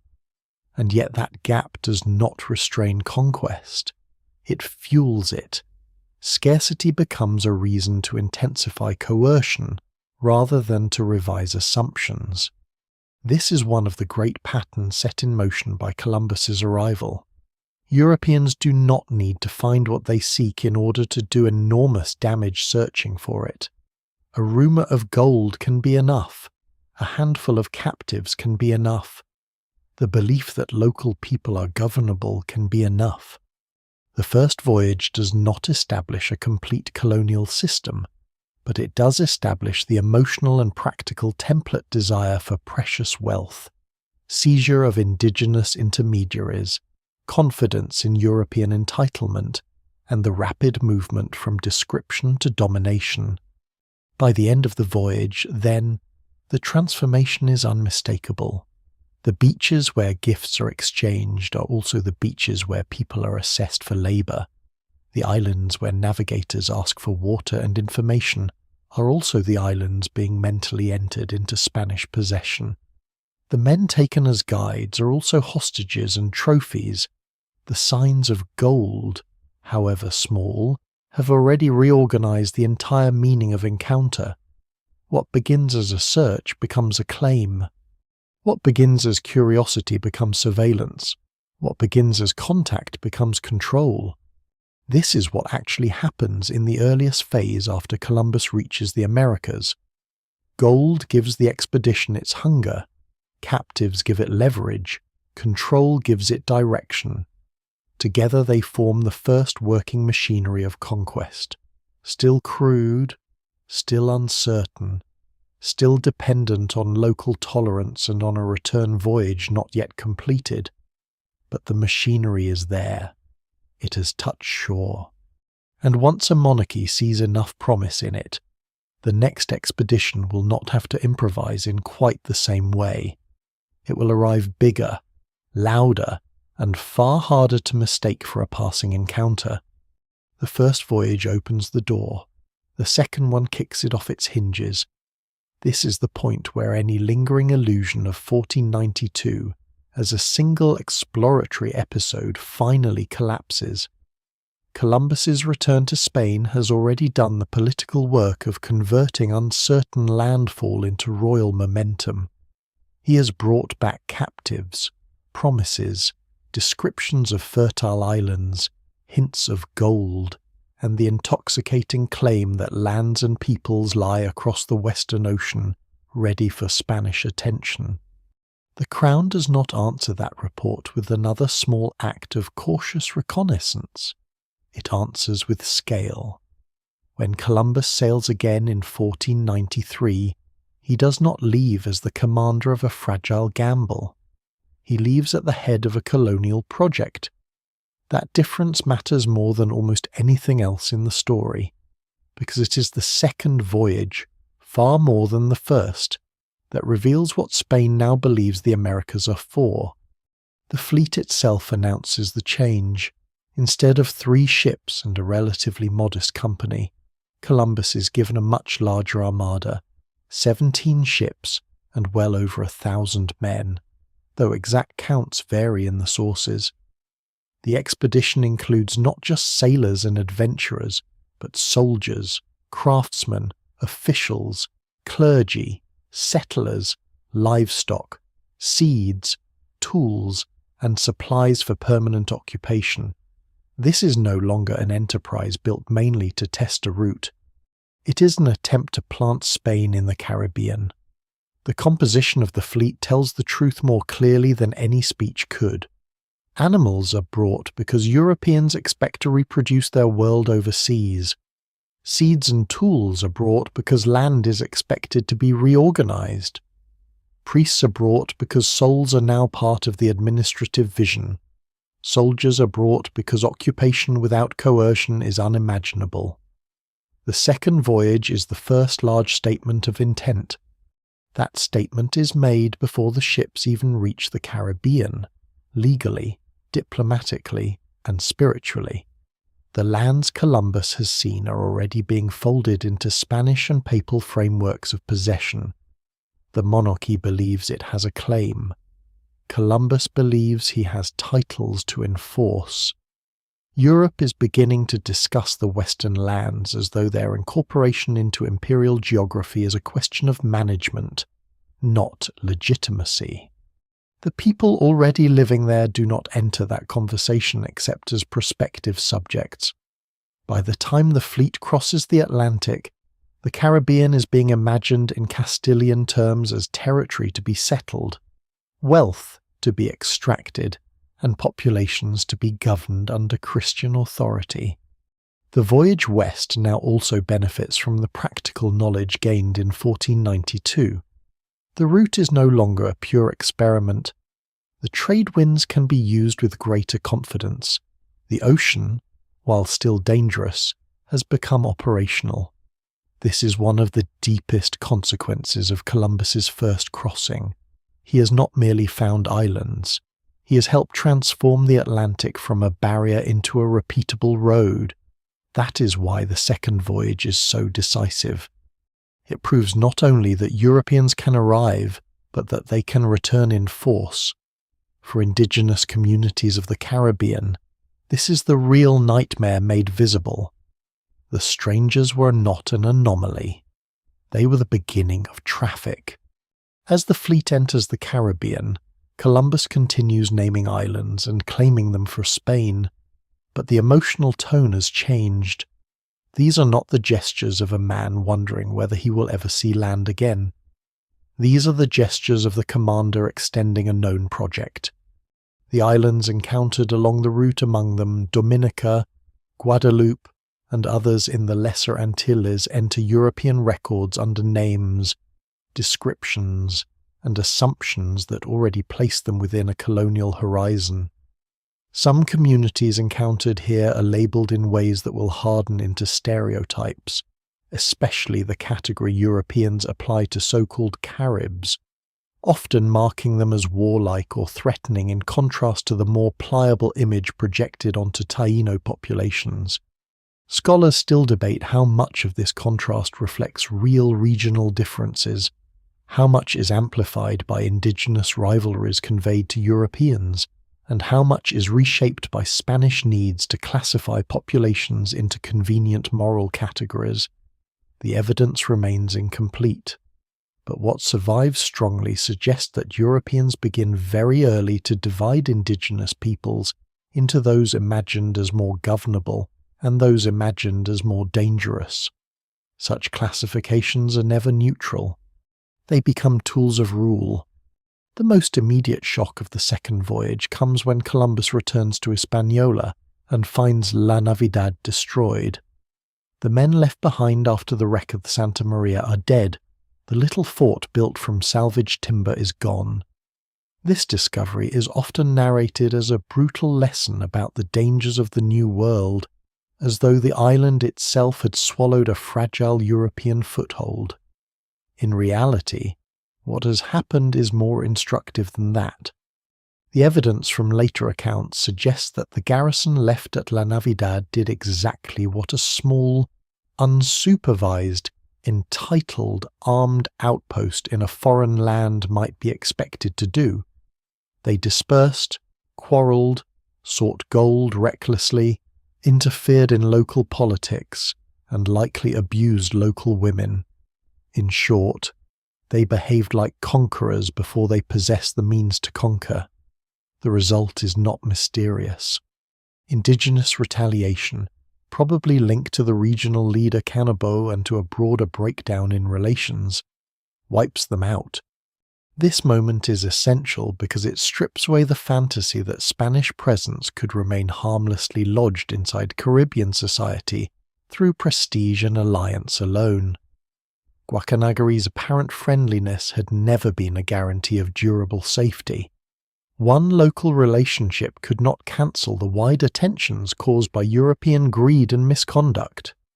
The destruction of La Navidad should have revealed the limits of Spanish understanding and the dangers of reckless occupation. Instead, it becomes part of the rationale for stronger control. Colonial failures often produce not humility, but escalation. And escalate Columbus does. Rather than retreat from the project, he founds a new settlement farther east on Hispaniola La Isabela. This is the first intended permanent Spanish town in the Americas, and it marks a major transition. Here the colonial enterprise begins trying to stabilize itself through architecture, storage, agriculture, command, religion, and regular administration. Yet La Isabela is troubled from the beginning. The site is poorly chosen in several practical respects. Supplies are strained, food deteriorates, disease spreads, internal disputes multiply. Men who joined the voyage expecting quick wealth find hard labour, confusion, and deprivation instead. This too matters. Empire often presents itself as powerful from the outside while remaining chaotic, unhealthy, and poorly coordinated on the ground. The second voyage reveals Spanish colonial ambition not as smooth machinery, but as a violent experiment lurching forward under pressure. The search for gold intensifies almost immediately. Columbus sends parties inland. Rivers are examined. Indigenous people are questioned more aggressively. The dream of great wealth that sustained the report after the first voyage now has to produce results under the weight of a much larger colonial presence. More mouths must be fed, more egos must be satisfied, more royal expectations must be justified. The problem is that the Caribbean does not yield treasure on command. There is gold in Hispaniola, but not in the magically immediate abundance desired by impatient colonists and anxious administrators. This gap between expectation and reality is fatal. When promised wealth fails to appear quickly enough, coercion deepens. That deepening can be seen in how Spanish attitudes toward indigenous labour and authority harden during the second voyage. The language of friendly conversion and easy alliance remains, but it is increasingly fused with direct demands for service, tribute, and submission. Columbus and his brothers begin trying to impose a more structured colonial order on Hispaniola, often with little understanding of the social fabric they are disrupting. Indigenous leaders are pressured, manipulated, or taken, or resistance is increasingly met with force. The logic that appeared embryonic in 1492 people as labour, guides, and manageable subjects now becomes administrative practice. Religion, once again, provides part of the justification. Clergy accompany the expedition.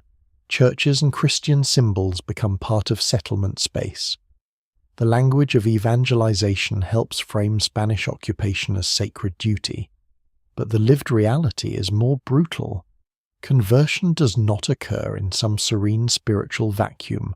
It unfolds amid seizure of land, labour demands, military intimidation, and the growing assumption that indigenous life can be reorganized under European authority. The contradiction is glaring, though many contemporaries do not experience it as contradiction at all. To conquer and to save remain, in the colonial imagination, mutually reinforcing acts. The second voyage also brings European animals, plants, and microbes more forcefully into Caribbean space. Horses, pigs, cattle, and other imported species begin entering environments never adapted to them. Seeds are sown. European settlement tries to anchor itself ecologically as well as politically. Though the full biological consequences will unfold over time, the principle is already there. Spain is not merely visiting these islands, it is trying to remake them. Even before the Columbian Exchange becomes a fully visible global process, its local machinery is already turning. Landscapes that had been shaped for centuries by indigenous cultivation, fishing, burning, and settlement now face alien species, alien grazing patterns, alien diseases, and alien assumptions about land use. One lesser known but telling dimension of the second voyage is how quickly disappointment with Columbus himself begins to grow among some Spaniards. Governing a colony is not the same as crossing an ocean. The traits that help him persist and persuade: certainty, stubbornness, grand expectation do not necessarily help him administer hungry men in a fragile settlement under extreme conditions. Complaints arise. Discipline becomes harder to maintain. Some accuse him of mismanagement or broken promises. This too is part of what actually happens after 1492. The expansion of empire immediately produces conflict not only between Europeans and indigenous peoples, but among Europeans themselves over authority, reward, and blame for the indigenous peoples of Hispaniola. Meanwhile, the difference between the first and second voyages is devastatingly clear. The strangers do not just come back, they come back multiplied. They bring animals, priests, tools, soldiers, and settlers. They clear land, build structures, demand food, seek gold more intensely, and begin acting like permanent rulers. Whatever ambiguity may have been possible in 1492 is now thinning rapidly. This is not a passing disturbance. It is occupation. That is why the second voyage changes everything. The first voyage proves the Atlantic can be crossed and returns with stories. The second proves Spain intends to stay. It takes the latent logic of the first encounter, claiming, captives, gold hunger, imagined governability, and gives it institutions, bodies, and repetition. Misunderstanding does not disappear. Columbus still thinks in distorted geographical terms and still overstates what the island can yield quickly. But misunderstanding no longer limits action. It organizes it. Spain is now building policy on top of error. So by the time the second expedition settles into the harsh routines of La Isabela, searches the interior, and begins pressing indigenous communities more systematically, the historical threshold has been crossed. The Caribbean is no longer merely the site of one astonishing arrival. It has become the first laboratory of Spanish America. The men who sailed out in 1493 carry with them the future in crude form settlement, coercion, conversion, ecological disruption, administrative conflict, and the constant attempt to force local reality to satisfy imperial expectation. What began in 1492 as a meeting of strangers is now becoming a colony. And once that happens, the consequences will spread far beyond any single beach, village, or island. Once Spain begins trying to stay, the consequences stop being speculative. They become visible in bodies, villages, harvests, and the sudden shortening of lives. This is the point where the story grows hardest to tell cleanly, because so much happens at once, and because later arguments about blame, numbers, and causation can become heated enough to obscure the reality that matters most. Indigenous societies of the Caribbean do not collapse for one single reason. They are struck by overlapping forces: direct violence, coercive labor demands, food disruption, forced movement, political destabilization, and, soon enough, epidemic disease moving through populations with no prior exposure to many Afro-Eurasian pathogens. Scholars still debate the precise chronology and proportional weight of each cause in the earliest years, because the evidence remains incomplete, and colonial records are often self-serving, inconsistent, or written after the fact. But no serious reading of the period leaves much room for doubt about the overall shape. Contact becomes catastrophe. Violence is part of that catastrophe from the beginning, even when older narratives try to reserve it for later phases. Armed confrontation increases as Spanish demands deepen. Leaders who resist are pursued. Communities that refuse food, labor, or submission face punishment. Taino political structures on Hispaniola are drawn into war under conditions they did not create. Caunabo, often identified in Spanish sources as one of the principal leaders opposing the newcomers, becomes emblematic of indigenous resistance precisely because the relationship has already moved beyond uncertain hospitality into struggle over power.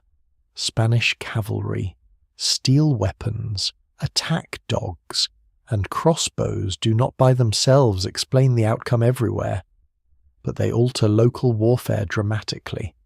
More important still, They are backed by an expanding project of occupation.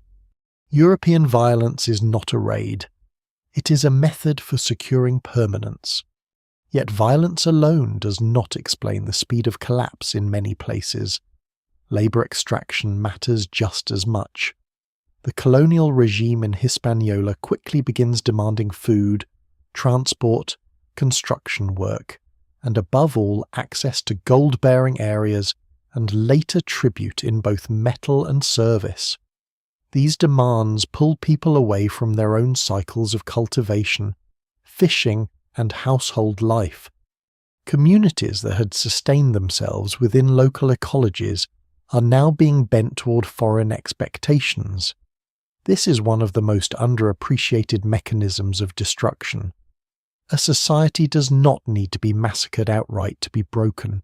If its labour rhythms are seized, if its fields go neglected, if its leaders are displaced, if its people are marched or concentrated under pressure, hunger and social breakdown follow. What survives in the record suggests exactly this kind of layered unravelling across Hispaniola and beyond. Forced movement compounds the damage. Indigenous people are relocated, captured, or compelled into service far from their own communities. Some are sent across the Atlantic as captives. Others are moved within islands to support Spanish settlements or mining efforts. The Lucayans of the Bahamas face especially devastating depopulation, as Spanish raiders later strip the islands for labour to feed colonial demands elsewhere, particularly in Hispaniola. This is one reason the Bahamas, the very place where Columbus first lands, become so haunting in the history of conquest. The first islands of contact are among the first to be emptied with terrible speed. Their people do not simply decline, they are uprooted. The silence that later hangs over the Lucayan world is not natural disappearance, it is colonial erasure. And then there is disease. Here caution matters, because it is easy to let disease become a morally neutral explanation, as though microbes alone descended from the sky and history merely watched. Disease is indeed central. Smallpox, influenza, measles, and other old-world pathogens will eventually devastate indigenous populations across the Americas on a scale difficult to exaggerate. But in the very earliest Caribbean years, the timing of specific epidemics is not always simple. The most famous early smallpox outbreak in Hispaniola is usually placed in 1518, later than Columbus's first and second voyages. That matters because it means the initial destruction of Caribbean societies cannot be explained away as an unavoidable biological event that simply arrived before politics mattered. By the time the worst epidemic waves strike, conquest has already reorganized the ground on which people live. War, enslavement, malnutrition, displacement, and exhaustion make disease deadlier. Colonial systems create the conditions in which pathogens can tear through vulnerable populations with even greater force. So when scholars debate blame, the most serious historical answer is not either violence or disease, but the entanglement of both within conquest. No single explanation fully accounts for this collapse because there is no single mechanism. A woman forced from her home, underfed because tribute demands have disrupted local farming, grieving kin killed in conflict, and then exposed to a new infection is not dying from one thing. She's dying inside a system of compounded assault. A community weakened by raids, political fragmentation, and labour coercion is not merely susceptible. It has been made more vulnerable by colonial intrusion long before a microbe finishes the work. Disease matters enormously. So does the social architecture through which disease travels. The sources themselves make this difficult terrain even harder to navigate. Bartolomé de las Casas, writing later, describes Spanish brutality in searing terms, and becomes one of the most famous witnesses to the moral horror of early conquest. His testimony is indispensable, yet it is also shaped by polemic, moral urgency, and later debate. Other Spanish chroniclers minimize or rationalize abuse. Administrative records sometimes reduce whole populations to tribute counts and labor categories. Population numbers given for pre-contact and early contact Caribbean societies vary wildly, and historians still debate them with intensity. Some older estimates likely exaggerate pre-contact totals, while some conservative revisions risk understating the scale of destruction. The exact numbers remain contested. The direction of change does not. Populations crash with terrifying speed. On Hispaniola, this crash unfolds within a colonial regime that cannot stop intensifying because it is built on unmet expectation. Spanish settlers and officials keep demanding more gold than the island can easily produce, more labor than indigenous society can survive losing, and more obedience than local people are willing to offer. The result is a cycle familiar in later imperial history. When reality disappoints, coercion increases. When coercion increases, production and social stability worsen. When conditions worsen, colonizers read indigenous suffering or resistance as proof that harsher measures are needed. Thus, a destructive system deepens itself through its own failures. Resistance never disappears from this story, and that matters too. Indigenous people flee, fight, negotiate, sabotage, withhold, and attempt survival in countless ways. Some leaders oppose Spain openly. Others maneuver through diplomacy where resistance by force alone seems impossible. Some communities retreat into harder-to-control terrain. Others fracture under pressure. The record preserves only fragments of these strategies, often filtered through Spanish complaint or legal language. But what survives in the record suggests that collapse is not the same thing as passivity. Caribbean peoples do not simply sit still while death arrives. They are forced to improvise under impossible conditions, trying to defend life against a system that keeps changing shape and keeps returning with more ships. The contested question of intent also hovers over this period. Did the Spanish mean to exterminate Caribbean populations in a modern systematic sense? Usually not in the bureaucratically explicit way later genocidal states would formulate. But intent is not the only measure of destruction.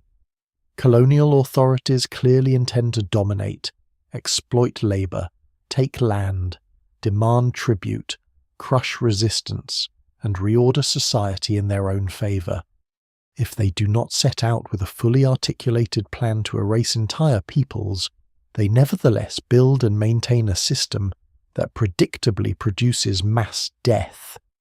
Historical responsibility does not disappear just because extermination is achieved through greed, indifference, coercion, and structural brutality rather than through a single signed decree. This is also the point at which older heroic language about civilization becomes impossible to take seriously without immense bad faith. What civilization comes ashore in these first decades if villages are emptied, bodies worked to death, captives shipped away, and communities shattered for gold quotas no river can satisfy? The Caribbean becomes the proving ground not of Europe's greatness, but of Europe's capacity to normalize catastrophic extraction under the cover of faith, law, and royal service. The people who suffer first are not abstractions. They are the Lucayans in the Bahamas. They are the Taino communities of Hispaniola and Cuba. They are children, chiefs, farmers, canoe makers, fishers, elders, and families who wake into a world where strangers keep multiplying and demands never stop. One of the strangest and saddest features of the historical record is how quickly this collapse becomes visible even to some Spaniards, and yet how little that visibility restrains the system. Complaints are made. Reports of cruelty circulate. Debates begin about the treatment and humanity of indigenous peoples. Las Casas himself will later become central to these arguments. Yet debate does not halt extraction. In some cases it reorganizes it, changes its language, or shifts labor systems without ending the underlying violence. The machinery, once built, proves hard to reverse because too many fortunes and political expectations are tied to its continuation. What happens in the Caribbean after 1492 therefore matters far beyond the islands themselves. It establishes a template. Conquest will look different in Mexico, Peru, Florida, Brazil, and elsewhere, shaped by different populations, ecologies, and state structures. But the early Caribbean provides the first brutal demonstration of how Europeans can seize local leaders, demand labour, invoke conversion, exploit rivalries, and then preside over population collapse while continuing to claim legitimacy. The evidence remains incomplete in many local details, but the broader pattern is among the clearest in early modern history. The first sustained zone of contact becomes the first sustained zone of destruction. So when people ask what actually happened after Columbus reached the Americas, the answer cannot stop at beaches, flags, and astonished first contact. It has to pass through the charred remains of villages, the tribute demands impossible to meet, the garrisons built from shipwreck, the captives led away, the bodies weakened by hunger and work, the leaders resisting with dwindling room to maneuver, and the diseases that find populations already under assault. Catastrophe in the Caribbean is not a mysterious tragedy with no author. It is the consequence of connection under conquest. By the opening years of Spanish occupation, the shape of that catastrophe is already undeniable. The islands that first appeared in European reports as beautiful, fertile, and full of promise are becoming places of collapse. The people once described by Columbus as generous and easily converted are now being consumed by the very system that praised their openness. Gold remains elusive in the quantities desired, yet the hunger for it has already helped destroy the societies through which Europeans searched, and the road across the Atlantic, once proven, keeps bringing more men, more expectations, and more pressure. The worst epidemic waves and the broader continental transformation still lie ahead, but the first great wound has already been opened, and the Caribbean bears it before the rest of the hemisphere fully understands what is coming. By the time the first decades after 1492 begin unfolding, it is no longer enough to describe what happened as a voyage or even as a conquest in the narrow military sense. The scale has become larger than any one man, any one island, or any one crown can fully control. What begins when Columbus reaches the Caribbean is not discovery in the old heroic language, but transformation in the deepest possible sense: ecological, economic, demographic, political, and psychological. The Atlantic does not merely connect two previously separate hemispheres, it turns them into parts of one violent and unstable system. Crops move, animals move, people move, willingly and unwillingly. Silver, pathogens, religions, techniques, plants, and empires begin crossing the ocean in rhythms that will reorder daily life from the Caribbean to China. This is why 1492 remains so charged in historical memory. It is not simply the date when Europeans arrive in the Americas. It is the opening of a planetary rearrangement whose consequences are still unfinished. The phrase Columbian exchange, coined much later by historians, helps describe part of this process, though the neatness of the term can hide the brutality beneath it. Exchange sounds balanced, almost polite. Much of what follows is neither. Yet the concept matters because it captures how thoroughly the world changes once the Atlantic corridor becomes repeatable. From the Americas move crops that will eventually remake diets and population growth across other continents: maize, potatoes, cassava, tomatoes, cacao, chili peppers, peanuts, and many more. Their long-term effects are enormous. Potatoes help sustain demographic growth in parts of Europe. Maize spreads widely through Africa, Europe, and Asia. Cassava becomes a crucial staple in many African regions. Chocolate, once rooted in Mesoamerican ritual and elite consumption, becomes a global commodity. The transformation is so complete that later generations often forget these foods were once geographically bounded. They come to feel universal because the exchange becomes normal. Movement in the other direction is just as profound, and often far more destructive in the early centuries. Europeans bring wheat, sugar cane, grapes, livestock, and familiar weeds, along with farming assumptions shaped by entirely different ecologies. Horses, cattle, pigs, sheep, and goats enter American environments that have never known them. Their arrival changes landscapes physically. Grazing patterns alter vegetation. Hooves compact soils.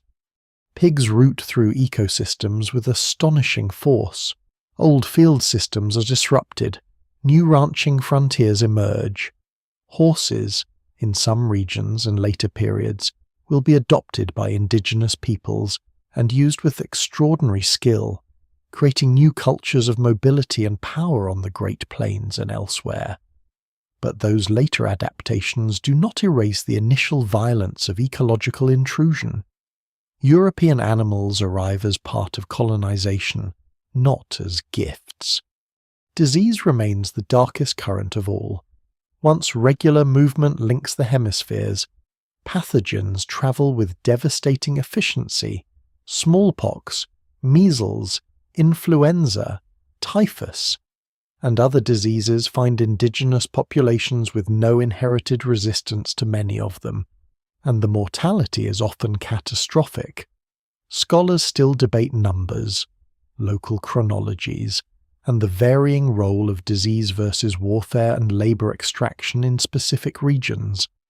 But no serious account of the post-1492 world can escape the basic fact that tens of millions of indigenous people across the Americas die over the following century and beyond.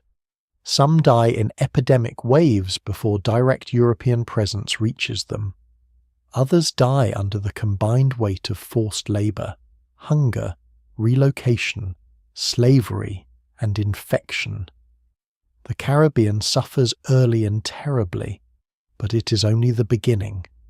The exchange of microbes is one of the most lethal events in human history. At the same time, the Atlantic system quickly becomes inseparable from African slavery. This is one of the most important truths of the whole transformation, and one too often pushed to the edge of Columbus stories as though it belongs to another chapter. In fact, the groundwork is already there from the beginning. Iberian Atlantic expansion before 1492 is already entangled with the capture, trade, and exploitation of enslaved Africans. As indigenous Caribbean populations collapse under conquest, disease, and overwork, colonial economies increasingly turn toward enslaved African labor on a massive scale. Sugar plantations in particular drive this expansion with ferocious demand. The Atlantic becomes not just a corridor of goods, but a machine for human trafficking. Millions of Africans are forced across the ocean under conditions of horror, and their labor becomes central to the wealth extracted from American colonies. So the world Columbus helps open is not merely one of connection. It is one of racialized slavery on a scale history had never seen in quite the same form. Economically, the consequences radiate outward with astonishing speed.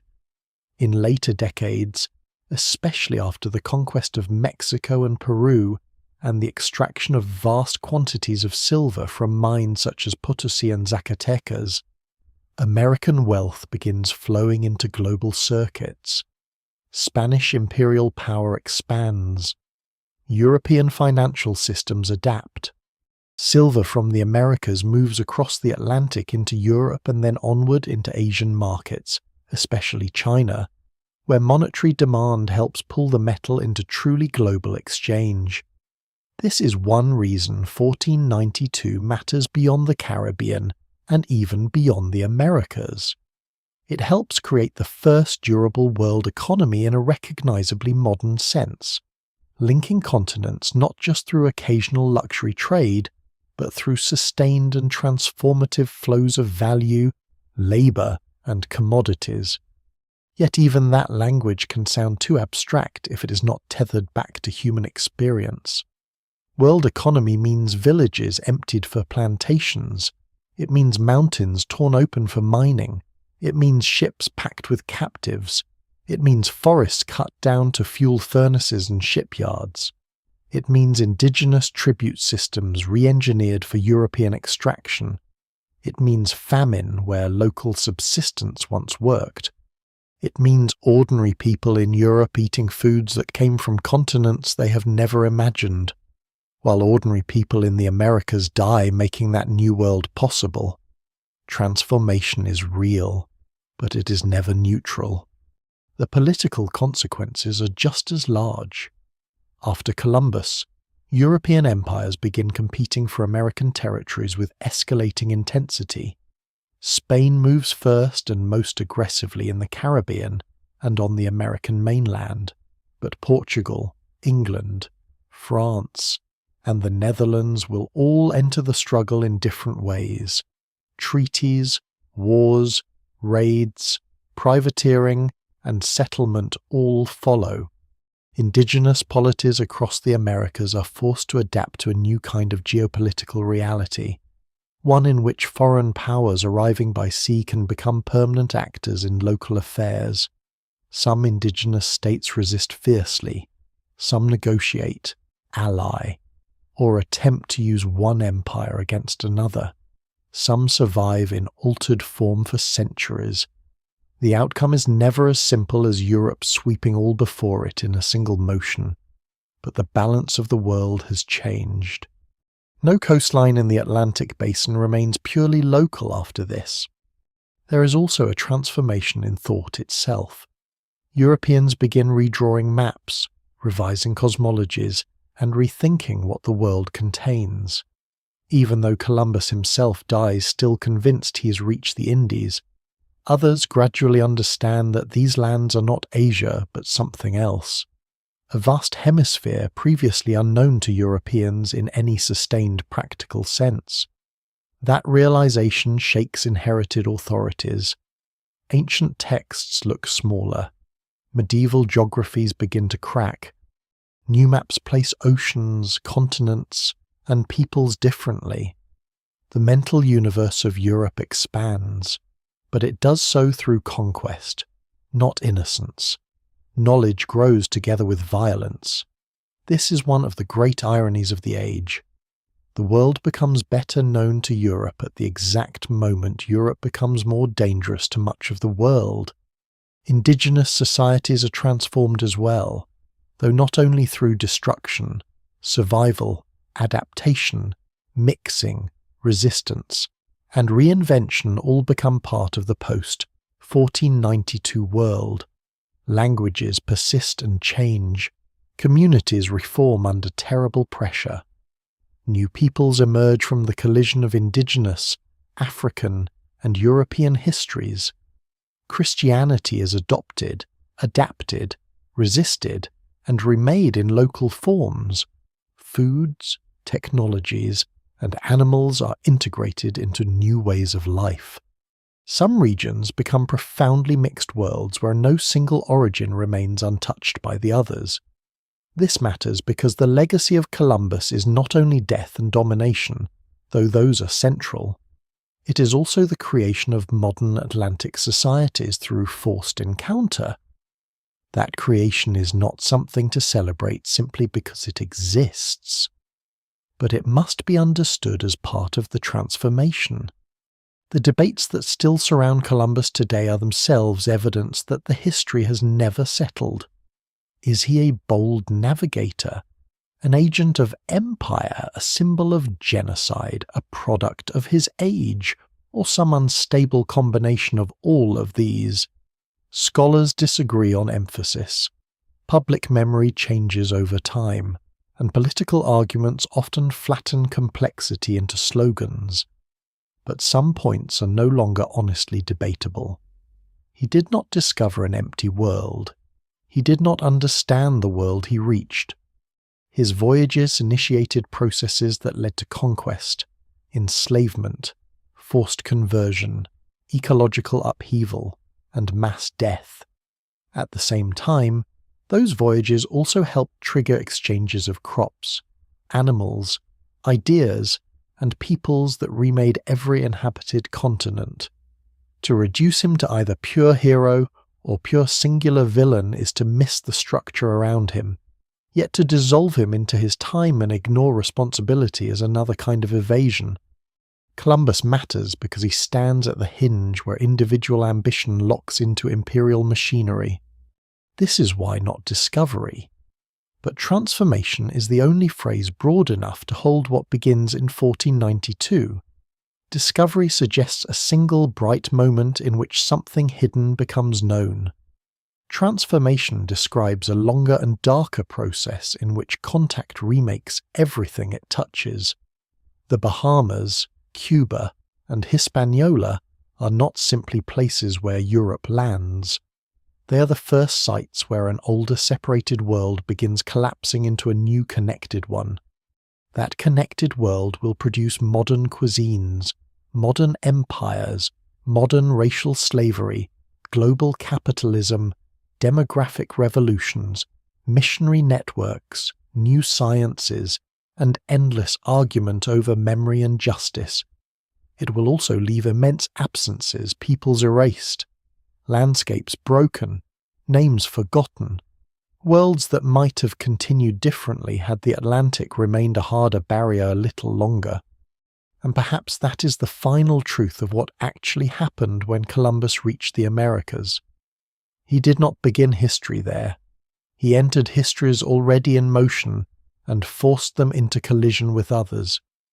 The result was not the revelation of a new world waiting in silence, but the violent making of a shared world that no one had asked for and no one could control once it began. The shoreline of 1492, so often painted as a moment of clean arrival, is really the front edge of an earthquake whose tremors never entirely stop.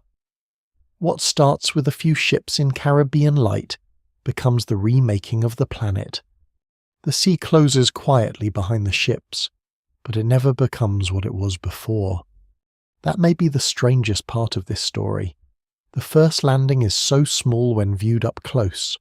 A few vessels, a beach, a scattering of gifts, men trying to speak with their hands because language has failed them, islanders watching from the edge of their own world as strangers step into it carrying banners, hunger, and certainty. Nothing in that first morning looks large enough to contain everything that follows, and yet it does. Inside those first cautious movements lies the outline of a different planet. The names change first, then the maps, then the roads of trade, then the foods on distant tables, then the forests, the fields, the harbours, the populations. Some changes arrive like weather, slowly enough that a single lifetime cannot fully measure them. Others arrive like a blade. Villages empty, islands lose their people. New animals tear paths through unfamiliar grass. New diseases move faster than rumour. Silver crosses oceans. Captives do the same. Prayers are spoken over conquest, and conquest remakes the meaning of prayer. By the time the world understands what has begun, the beginning is already gone. And still the image remains simple enough to tempt us into forgetting. Columbus on a shore, a flag in the sand, the old language of discovery, neat and bright, as if history were waiting politely to be found. But the real history is darker and more human than that.